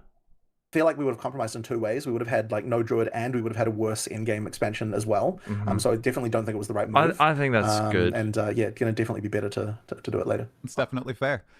Okay, this one's a question for myself that I'm curious about. The release in China, the official release happened in 0.3. I'm curious, what was the reception in China, and how did it compare to the original 0.1 release, the global release? Well, you know, it's going pretty well there, but honestly, I don't have like a huge amount to say about it. Like, you know, it's another market. It's published by Tencent there, and they kind of do that job, and they handle most of the stuff going on there. Okay. Quick follow-up. What piece of community feedback during 0.3 helped shape 0.4 the most? Is there one thing that really stands out to you guys as, oh my gosh, we definitely need to fix this? And you can't say... I would love to know what kind of feedback they're really listening to. Hey, Endgame. Okay. Yeah. I honestly don't know that I could pick any one particular thing. I mean, I guess probably one of the things that's just been generally on our mind is just build diversity and that kind of stuff, like trying to improve that. Okay. So there's been a lot of like, you know, balance work and so on going on behind the scenes, and it's still ongoing as well. But like, it's sort of hard to sort of pick that up and be like, hey, this feature was specifically inspired by that, you know, because it really is just like a lot of smaller things. A big goal I have. I mean, look, you've got like the performance work is obviously something I'm really focused on. The balance work is something Mark's really focused on. These are kind of like the two big things that we're really trying to make sure are getting better. And both of us, unfortunately, in both cases, are like there's still more to do, right? There's still so much more to do. And Mark as often will say, like the problem with balance is that you could infinitely do it, right? You could literally he could literally spend his entire life doing only that and never anything else, and it would still feel like it wasn't enough. So that's one of those things. But yeah, we will get to a point though where I think the build diversity in particular is a lot better. The Ascendancy buffs were pretty exciting. I was shocked to see almost every single one was buffed. What did you guys look at in particular to make those decisions? Do you guys use like PoE Ninja? Is it primarily just reading about the feedback? How should people get their feelings about Ascendancy classes being more exciting? It really is more of a question for Mark, this one. But from my understanding, I mean, look, he does do a lot of research on Ninja and that kind of stuff. He's looking at things, but ultimately he's, the question a lot of the thing is like, why is this not played is the hard part sometimes, because the attention usually goes on the things that are being played. That's what people talk about a lot of the time. So it's a much harder thing to look at, okay, like here's something that isn't played, why? And that's really the question he's asking most of the time. Just like what would it take to get me to play this is the question that you need to be asking yourself when you're doing these balance things. Smart. Okay, shifting gears to the Druid, which is something that I was incredibly excited to finally. I think I know what the reason is. It's because the Ascendancies that are very popular currently have very generic power that is applicable to many use cases, whereas many of the other Ascendancies that are less popular have these like hyper specific designs where it's like they've predetermined what this class needs to do. And like Chronomancer, although I guess you could apply Chronomancer, but this is like an example. Whereas something like Deadeye is really popular because it's just generic power that can be applied to like grenades, crossbows, like a dozen different skills.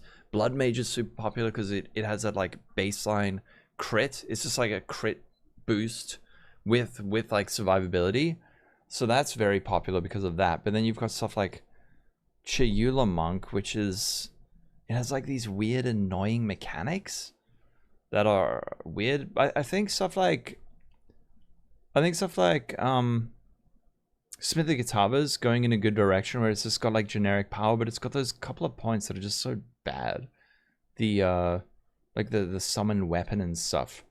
So I think, and from what I've read from the Druid Ascendancy, it also feels a little bit like that, where it's like they've got this idea of what the class is, rather than just saying like, oh, this class is like really strong at this and this and this.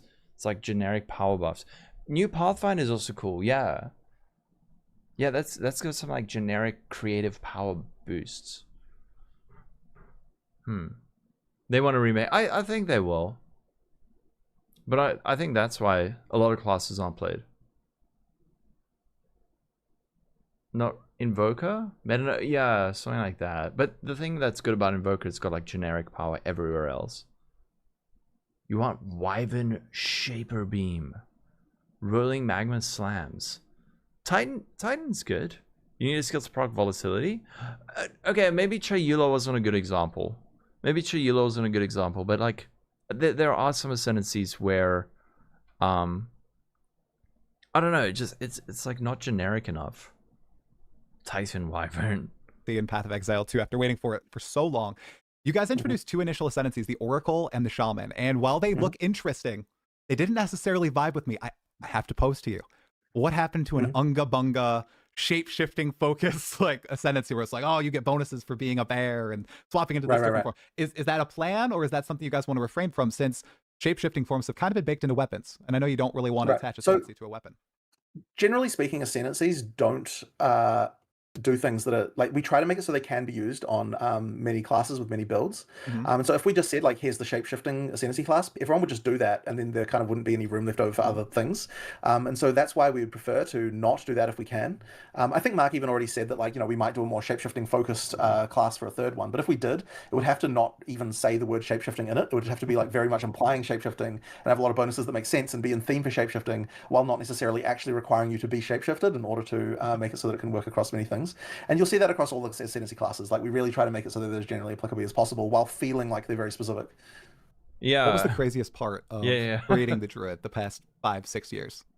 There a moment that you were just like, why are we even doing this? Like, it's very fun. Well, it's I mean, cool.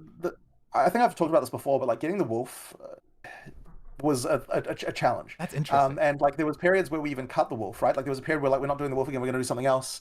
You know, like it ended up being something that people really wanted, and even internally, so we kind of had to do it. But you know, like there's just like it's just really hard. I mean, look, we had another form at one point that we were gonna specialize in that we decided not to do in the end. We were gonna have you turn into a giant plant monster. It was like kind of crazy. But yeah, that's something that you know it was cool, but it wasn't a wolf. Yeah. Like there are things like that that we did. But yeah, it's just been it's just mostly just been like a real animation challenge, like having to deal with the things that aren't humans.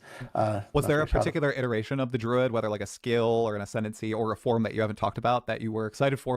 I mean, we haven't even seen the full Ascendancy yet. There is one that has been leaked on PoE 2DB that does have some shapeshifty stuff on it, but yeah, I think it needs more generic stuff. Like the rage applies to spells. That's something that you can apply to so many different things.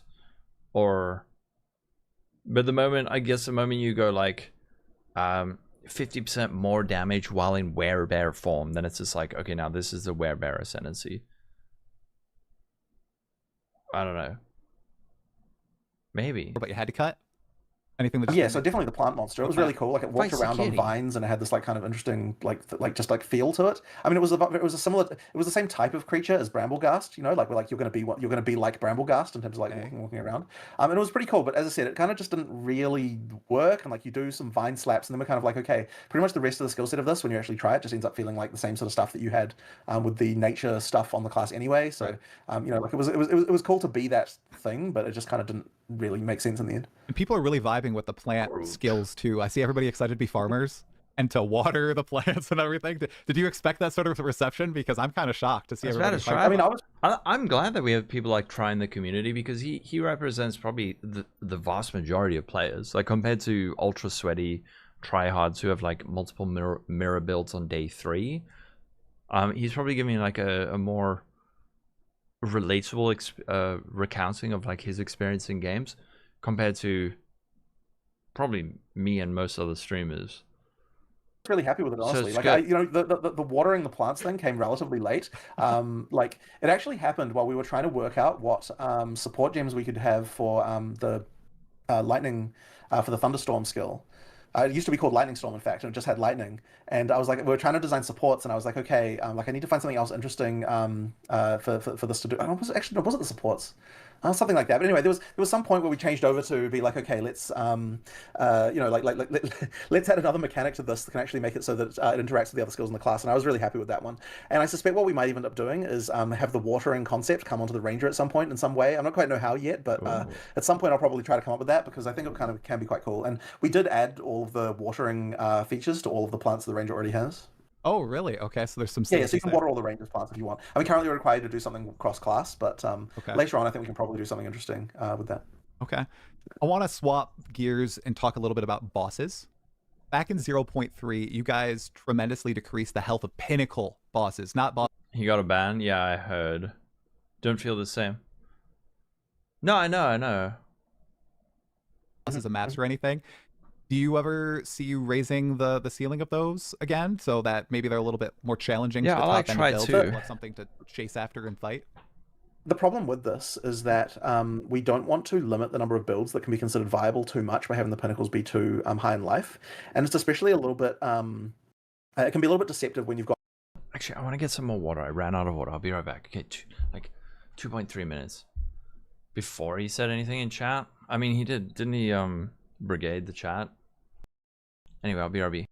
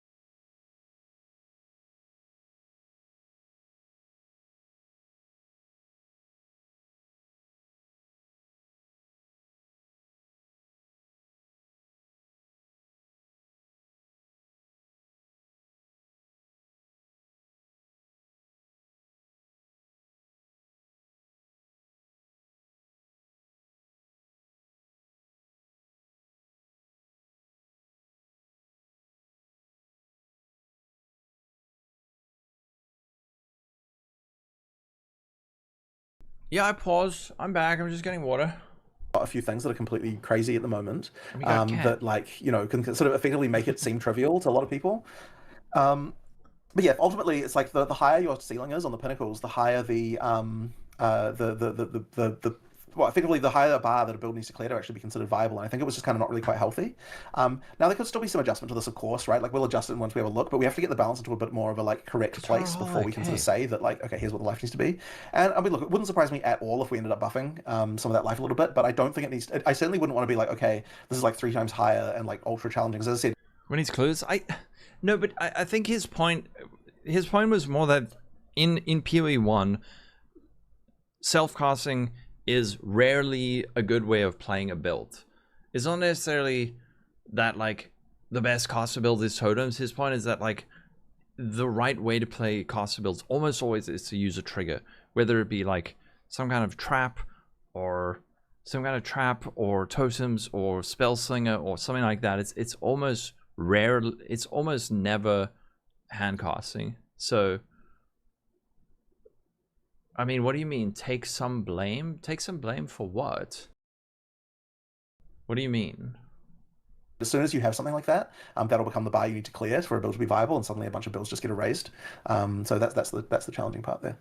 All right. And I also see, and I debated it myself, people talking about the new boss resistance window. This only exists in the patch notes right now, unfortunately. So we don't know how it plays out in game.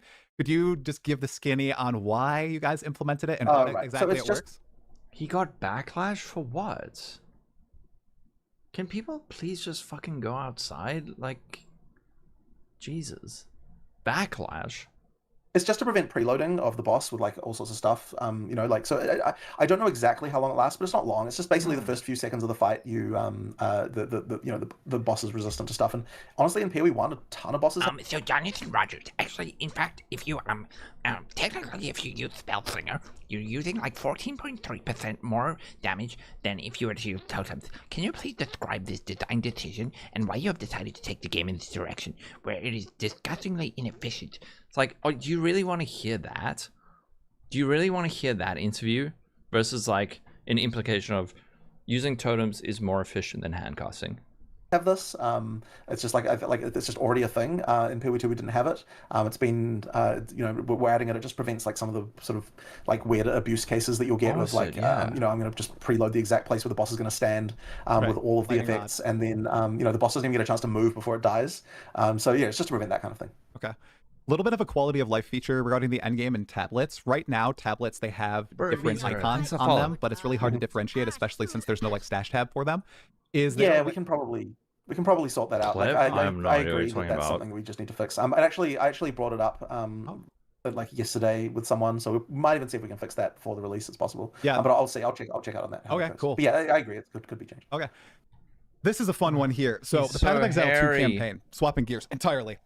Are you satisfied with the current difficulty curve? Oh, yes. This is a question I DM try about this specifically. You like? Yeah. Yeah, I know. People are just like too uptight. They take this shit too like way too seriously. Don't people get frustrated or crying about something they don't like? Or the campaign? I would say that I mostly am, but there have been some cases where we had problems with weapon types during campaign.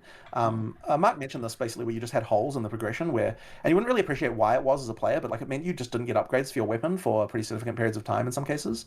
And so we've effectively plugged those now so that the weapon progression should feel a bit better as you go through, and that should mean that like if you fell into a hole with regard to not being able to get a weapon upgrade in certain places, which was like just an issue, you know, for a lot of the time, then yeah, that should be sorted out at least. But that being said, like you do want some things to be harder and some things to be easier. Like generally speaking, what we want is like towards the end of an act, it like ramps up in difficulty and gets a bit harder, and then when you have the next act, you get a little bit of a downgrade again, so you get that sort of feeling of relief a little bit of like, now I'm just fighting regular trash monsters again, and then it kind of ramps up again to get harder again. So that's kind of the ideal curve that we get, and you know, to sort of make things not feel too flat, like you get a bit of variety of experiences. I'm glad you brought up the weapon drop thing, because that's something that's been brought to my attention quite a bit, and I've experienced it too, where the difference between someone who gets that lucky drop and someone who doesn't. I mean, you can have a 30-second boss fight or a 3-minute long. Ronnie! Oh, thank you for the sub, Ronnie. Hey, he's saying the thing that I said to him. And I've experienced it too, where the difference between someone who gets that lucky drop and someone who doesn't. I mean, you can have a 30-second boss fight or a 3-minute long boss fight, and some people, they can't last that entire 3 minutes, unfortunately, and they end up just giving up. Right. So it sounds you guys adjusted essentially. I can last for 3 minutes. Seeding. Well, what more mostly is was just that you'd have situations where you'd have like gaps of like 28 levels before you got a DPS upgrade, just because of the way the weapon types happen to be. Yeah. And like that's obviously not right. So like it should. I'm not going to say it will prevent you from ever having a situation where you would not get a good weapon, but it certainly should reduce the number of cases where that happens quite a lot, just by virtue of improving that. This also. How are they fixing? What do you say they're going to fix it? The main thing you disagree with the removing of homogenizing omens? Yeah. I think I understand why they wanted to remove it, but the thing is that was like the prop that was making PoE 2 crafting functional, and then they got rid of it. Talkative, try. Hello, how you doing? We're enjoying your interview so far. Yeah. It was like the glue. It was the glue that held everything together. They could have made it so that it was just like much more likely instead of guaranteed. Yep, it's true. How did he say so much but you feel like you understand less? I would love to see an interview, like a one-on-one interview like this with Mark.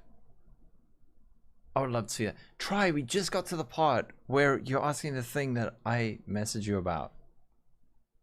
Which probably other people messaged you about and you were gonna ask anyway, but yeah, you think that needs to happen? Like get Mark and like I would love to see an interview between like Mark and Jung. Can you imagine that? Like get a Mark and Jung interview, or who else is like a big who else? Jung would be good on that, because Jung is also good at like acting normal sometimes. And then is on in the room for balance stuff, so like, exactly, yeah. Mark needs an interview. Fubgun would be good for Mark. Fubgun would just be like, where are my divines? And he'd be like, I don't know, get more rarity. No, we need someone who actually like understands. I think Jung would be really, really good at that. Also feeds into a topic you guys spoke about a few other days, where there's power in your gear and there's power in more deterministic avenues, you know, the passive tree, your skill gems and all that. And I think during the campaign, it's one actually, area. You know what? You're right. Like maybe Fub for like ultra endgamey stuff, but you could also get like farmer or something like that. But I'm thinking more of like balance stuff and like design decisions. I think that Jung would probably be better for that.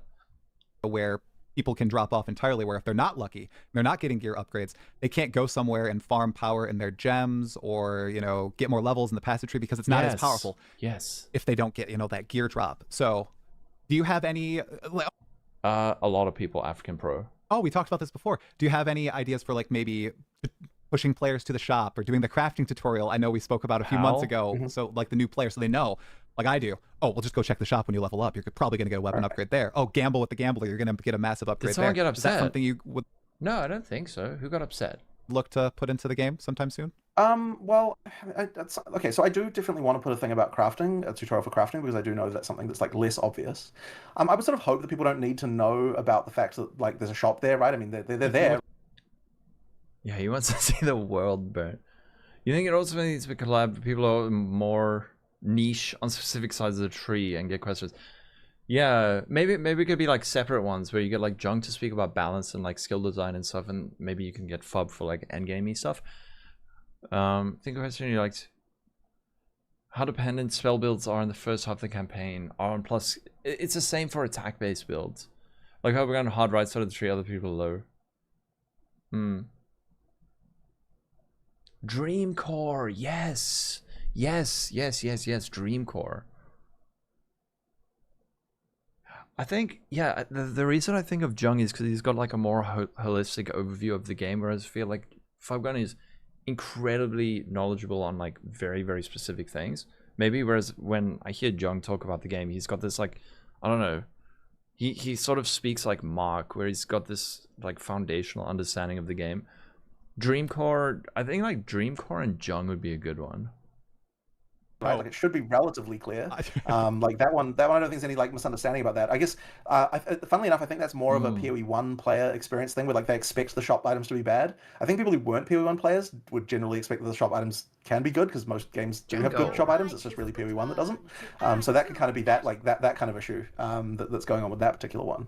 As for gambling, I mean, yeah, like people try that generally. I think that's kind of mostly okay. So it's really the crafting. I think that if you're a new player and you don't understand how the crafting works, that can be the thing. Yeah, as I said, that's why we want to do a tutorial there. But I mean, look, you can always grind for items, and you will find better upgrades and stuff like that. You can do it. And the other thing, of course, we want to push you towards is like do more of the side quests, do more of those like extra power giving things that are on the map. And so that might be more we'd want to push people towards because those ones will both give you more drops, but also give you more specific rewards and all sorts of stuff. Like if you're missing out on those, and you're having a hard time, that'd be where you go like to fix your issue. We've sort of had a bit of a hard time communicating those as much like as what some other games have done. So I think that's probably where I'd want to try and improve the communication there.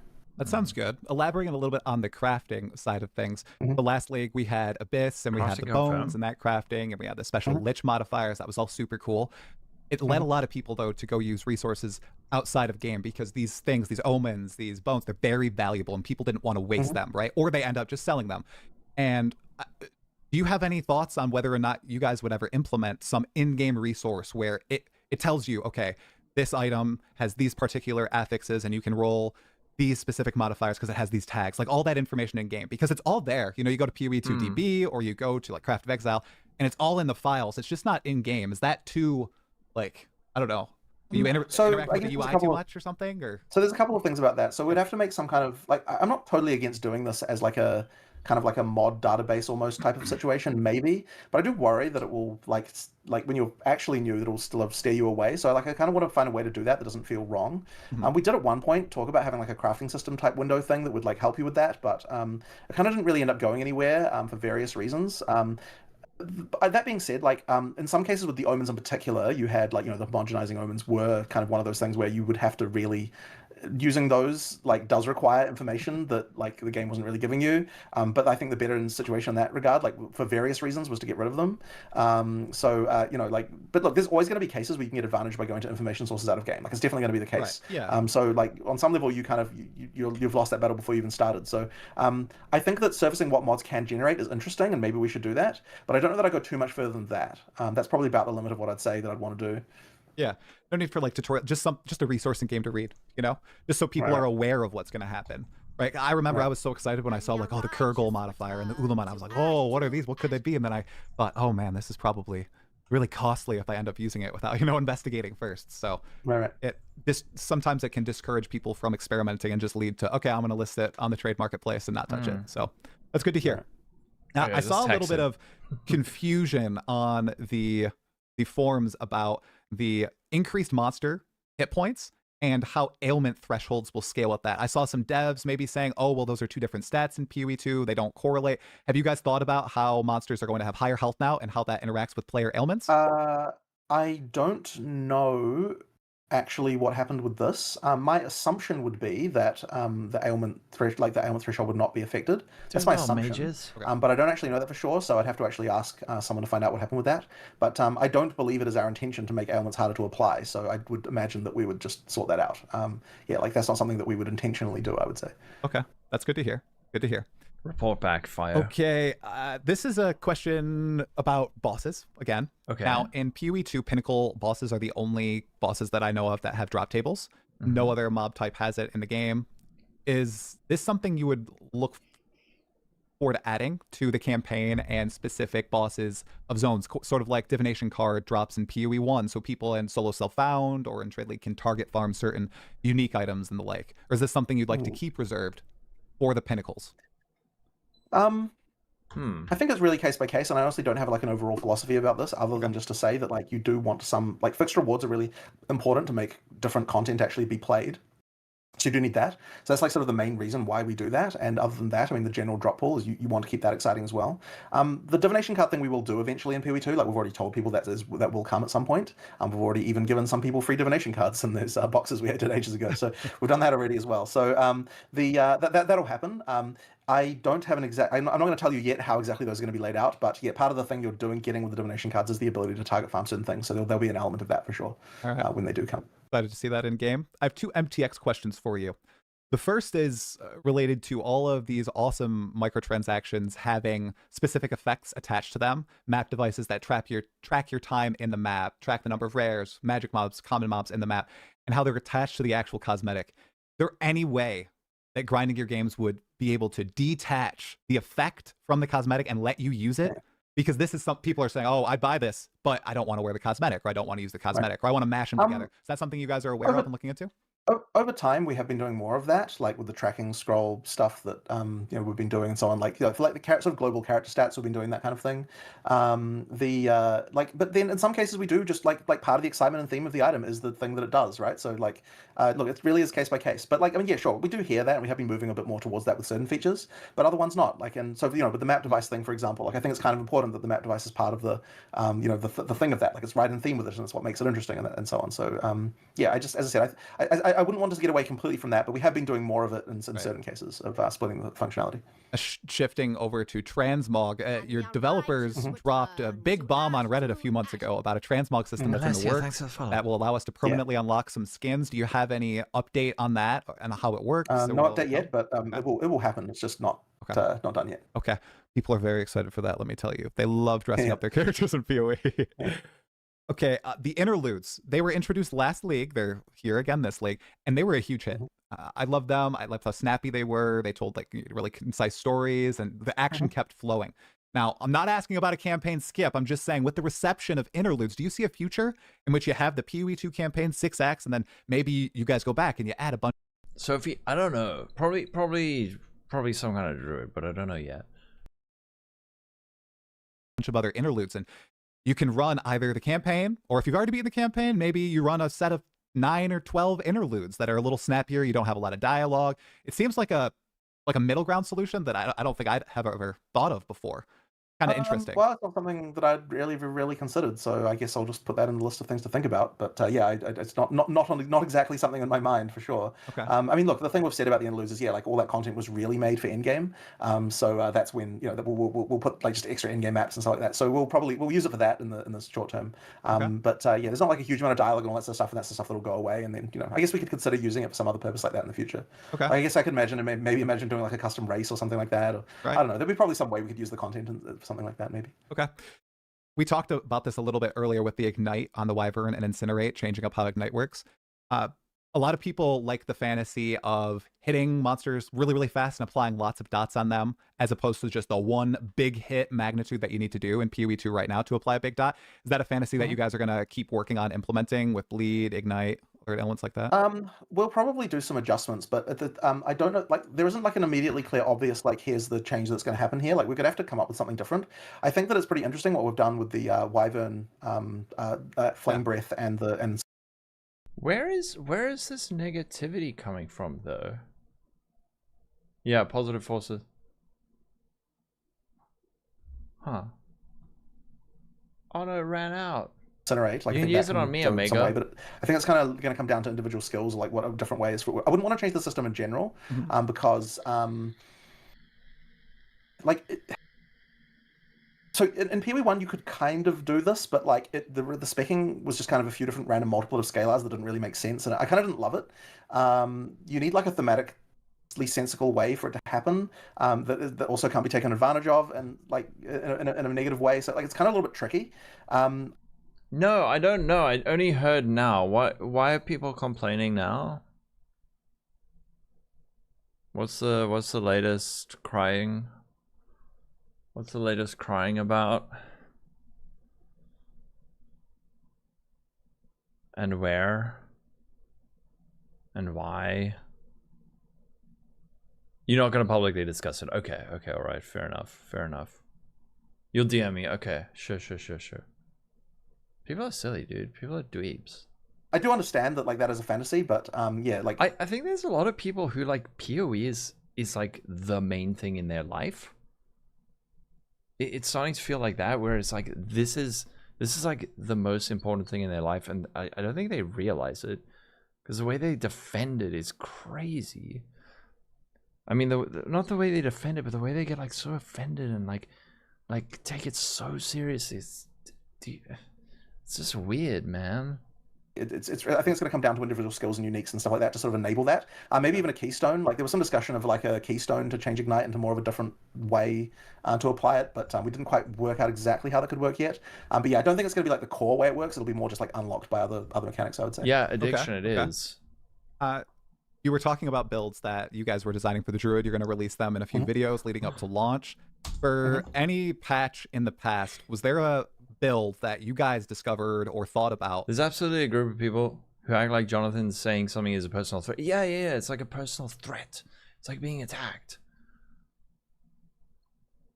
PoE one stream is modeling of the quest and tries to go brigaded during the interview. Those streamers crashed out on stream about it in the 2 hour about how GG doesn't listen to them. Okay, but then why don't they organize an interview with GGG?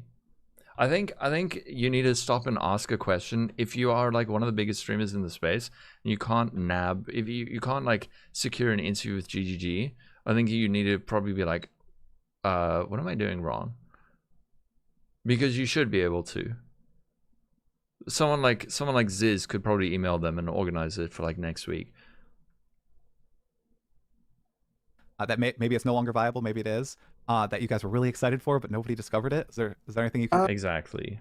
Don't know if I can really remember anything particularly. The players usually find much more stuff than what we find, quite frankly. Okay. There's just you so got turned down. Okay. More of them, so it's kind of hard to hide things, I would say, as far as mechanics go, because yeah, people uncover them for sure. The much more likely scenario would be that there was something we thought was viable that ended up not being, but nothing comes to mind about that. Oh, okay. I was gonna ask, is there anything that you were like, oh man, this is gonna be so busted, and then the players are like, wow, this is total crap, Jonathan, we don't want to play this at all. Okay. Question about the future of PoE 2 and PoE 1. I know a few interviews ago you mentioned that you guys are you're looking to hire some producers for the team to help with like the project management loads. Long term, in an ideal world, are you looking at grinding your games with a Path of Exile 1 team, a Path of Exile 2 team, and some people that work between the teams? Or do you really like the atmosphere that you've curated where people are, working on PoE 1, working on PoE 2, and they swap between them constantly every 2 months? We have been splitting people up a little bit more, and that's mostly because like having to deliver something every 2 months is really quite hard. Right. Like just mentally in terms of people, trying to work on the stuff. So I will agree with that. Can they stop trying to make parry a thing? It's terrible. Yes, I'm on board with that. Lola incapable of having a discussion without it turning into a hook and chat. The thing is that I imagine the people who are the loudest would probably be like the most subservient or like the most like passive. Like I can't imagine that kind of level of like bullying that you tend to hear being directed at GGG. I would imagine it'd be like, or it would come out in like a really awkward way, I imagine. So like we've actually been doing that a little bit more. And I mean, look, eventually it'll be good if like, most people can only have to worry about a release every 4 months rather than 2. So that would kind of be the goal. But yeah, it requires like, having 2 of everything, right? Like you have to have people that can do every single job but twice, right? Which isn't always necessarily easy. So yeah, we'll move towards that, but it's just going to take time. Okay. I'll give it a try. Path of Exile 1 and Path of Exile 2 leagues, I've noticed, especially the past 2, I'd say Keepers of the Flame and Abyss, you guys have really gone in to adding more story flourishes, and this is something I kind of care about, like Aelith's story. I guess I won't spoil it for people who haven't played it yet, but Aelith and the whole Keepers of the Flame story was really, really interesting. Is that something your narrative team is really keen on like evolving as each patch comes out? Now we have interactive dialogue, we have these cool Easter eggs and all that. Is that something that they're like, they have more bandwidth to do now, or we've hired a lot more narrative people recently. Like the team's much bigger, so that's why that's sort of starting to happen. Oh, really? In fact, we just had another one start on Monday. So yeah, like the team's expanding in that regard. Nice. And okay. Yeah, that's why we're now able to do a lot of the stuff that we previously just weren't really able to do. So yeah, it's definitely something that we've improved a lot. Okay.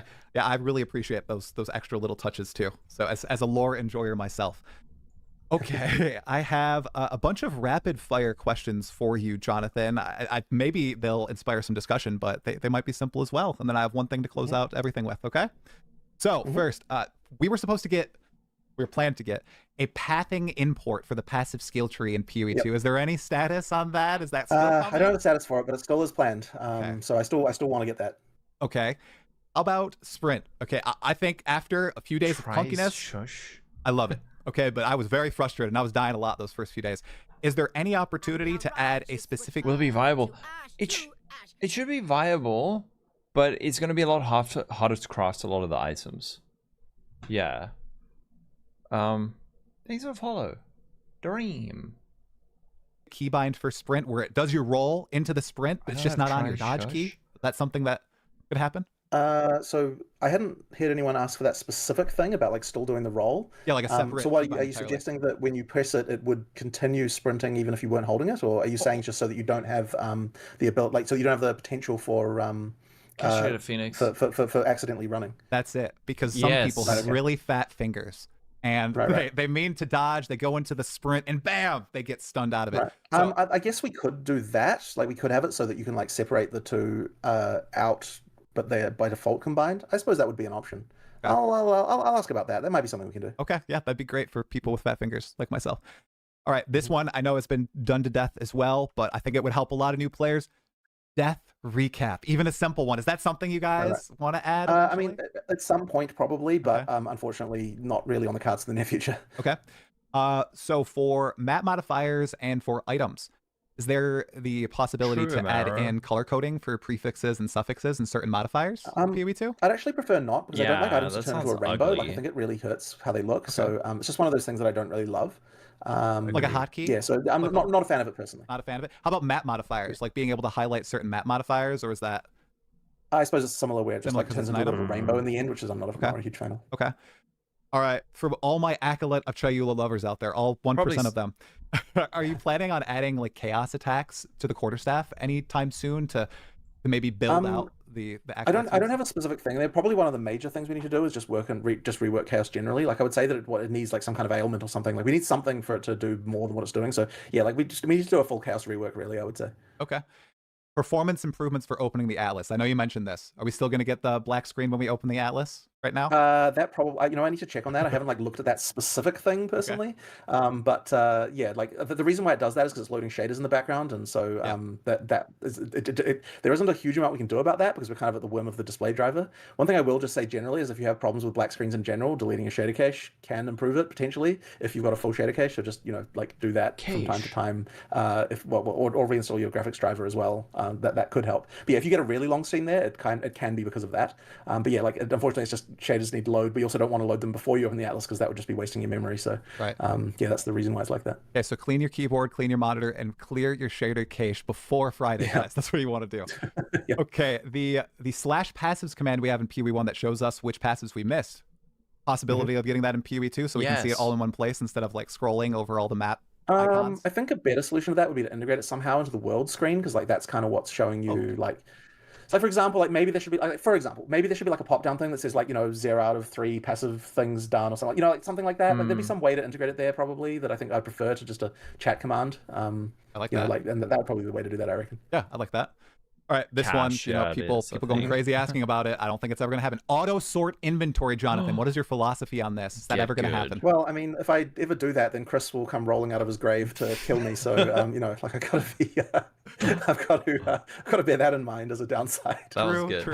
He's still it's the whole item weight thing, right? Yeah, it's the whole item weight thing. It's very it's one of those things of like it goes down the road of like items not even mattering and like you never actually see them, you never interact with them, like that kind of stuff, right? That's the concern, and it always has been about that stuff. So I mean, even the stuff we do have around like item affinities and so on made Chris pretty uneasy. But that was still really important. That was one that I actually came up with as like a way to sort of make it so that you still interact with stuff, but you still have some level of automation with regard to the stash. But that kind of thing, has been good. But the auto sort I think might be a little bit of a bridge too far. But maybe there could be a world, as I said, like the proponents against that, and like not necessarily as loud as they were before. So I suppose maybe, but yeah, I'm not a fan personally. I mean, how fast did the call come from Chris when async trade was implemented? But he certainly was concerned about it. I'll tell you that he was certainly very concerned about it. But I managed to sell him in the end. I sold him in the end, and then he was on board. So, well, that's good to hear. I'm glad you guys are on good terms with that. Okay. Now, this one, this one right here. Okay, profanity filter on console. Apparently, there's no profanity filter. Is that something you guys could implement? That's terrible. Yeah, I don't know if that's you or Sony. What the frick? It wasn't on my radar at all. Is there normally an option in the game for that? I don't know. I think profanity filter. I'm like completely. I actually know nothing about this whatsoever. It's wrong. Zero understanding of the situation. Oh, it said it's too strict. Oh, so you got it completely backwards. Yo, I don't know. People they don't like saying swear words. I guess they're like me. Sure. I mean, I did. Well, it was They want to see their slurs. That's the problem. Classic PoE players. not even a thing anyone's ever mentioned to me before. Okay. Shapeshift MTX when? Why was there not a Druid supporter pack, Jonathan? What is this? Come on. Well, there are going to be some Yeah, you PX can't for turn it Druid, off. but I just think they're not in the packs, so therefore you didn't announce them. Oh, cool. That's because the packs that we sell like that, they generally I also hate that, Shice. I also hate that. not to make them specific to a class, right? Because those are the kind of like the real money, like things that get you the points. So the stuff you spend the points on, those are the ones that are going to be specific to classes, and therefore that's where all the different bear forms and things like that are going to be. In fact, I think that there are all the skills have something for the Druid right off the bat this time, which is something I don't think we've ever managed to do before. Could you leak a bear form MTX? Is there like a handout? Unfortunately, not really my department, so I'm not going to do that. But yeah, there's some stuff there. Okay. 2 more quick questions, Jonathan. One, I don't know if you're aware of this. I hope I'm not getting you in trouble or anyone in GGG in trouble. There was a Twitch drop where somebody was adjusting their glasses, the Exile's Treasurer decoration. It was really interesting. It stood out to me. How did you feel about GGG immortalizing you in game? I wasn't made aware of that. Wait, before what? It happened, so whatever. It's just whatever. It's good. It's really good. Okay. Right. Okay. It is right next to my stash. I have it there. He talks about how poor Oh, I shit, I am. missed Unfortunately, I'm not bringing enough gold in, but it's a good MTX. I noticed it immediately. It's a good little Easter egg. Okay. To close us out, obviously you guys are revisiting at Zeri in this expansion. First out, was it kind of exciting or nostalgic to go back to Atziri because she was like the very first expansion to PoE 1, Sacrifice of the Val, and that was the first big endgame boss? How did that feel on for your end? sure? For sure. I mean, people have a lot of love for Atziri. So there was also this whole I wonder why. everyone was very keen to make sure we get it right in terms of how she looks and everything. Like a bunch of people We all know what he means. came out of the woodwork to have opinions about She that. must have 4 So there's boobs. a lot of that stuff going on with like the trailer and everything as well. So yeah, that was a big one for sure. So yeah, I think it turned out very well, and we've got like a pretty awesome version of Atziri for the that kind of like lives up to what we were what people had in their imagination, I suppose, from the previous version of what they were seeing. So that's been a lot of fun for sure. Now, it was very exciting to Double see. Ds, Everything it's was framed very quadruple well in the Ds. trailers. People were quite excited. Now, I have a like lore question Atziri. for you. Doriani says Atziri communes with the beast. Unofficial interpretation from Jonathan. What does that mean, communing with the beast? Well, I guess you'll have to wait to see the beast and Atziri in the game to find out. But yeah, you'll see, I suppose, is the answer to that. Okay. Play the game. On the Yes, 12th, we're and then gonna get Shaper in PoE 2, and he's gonna have 4 dicks.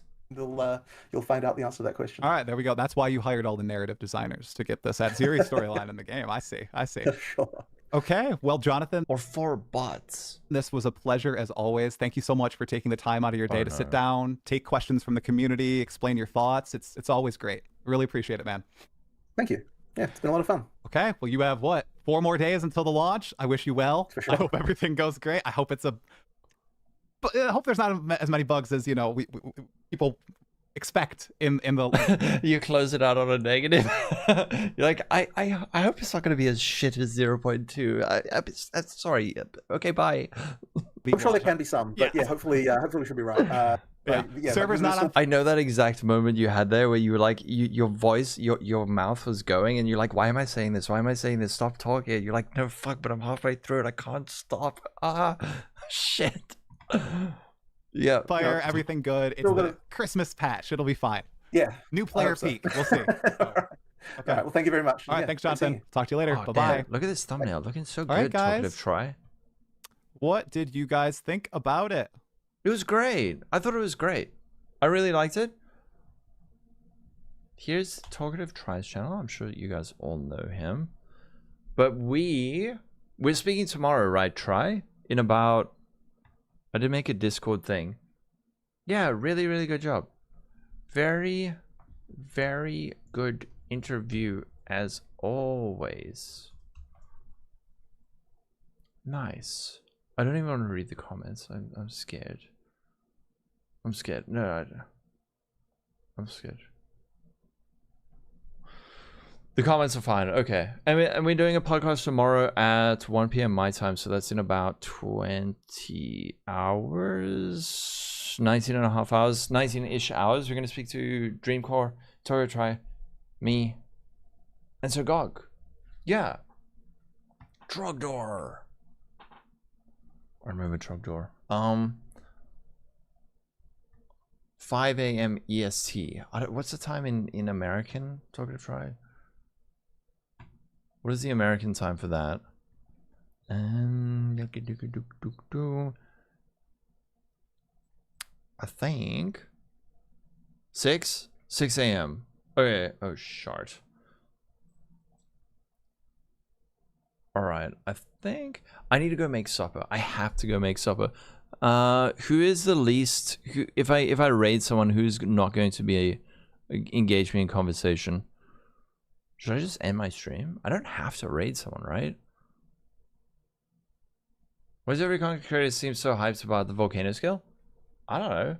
Captain Lawrence, Gazzy, or Palstron? Yeah, let me raid Gazzy. I don't know what I'm gonna eat, but I have to cook, and it's past supper time, and I haven't even cooked it. Try, thank you for the interview. Wait, is Lance joining Mobalytics? What the frick? I will catch you guys all tomorrow. Order a kebab. Lance is MOBA now. Oh shit. I didn't know. Hell yes. YouTube, I'll catch you guys tomorrow as well. We're gonna see Mr. Captain Lance, and I will catch you all tomorrow. Thank you. Take care. Have a wonderful day, everyone. Stay safe. Oh wait, no, I must raid Captain Lance. Fuck, we're raiding the wrong guy. Captain Lance 9. Yeah, sorry. And now we have to sit here awkwardly. And the unrighteous were turned to ash. Okay, we're going to Captain Lance. See you guys tomorrow. Thanks for the follows. Last second, Tom and Mr. McGaggly. Bye. Bye, YouTube. See you guys tomorrow. Bye.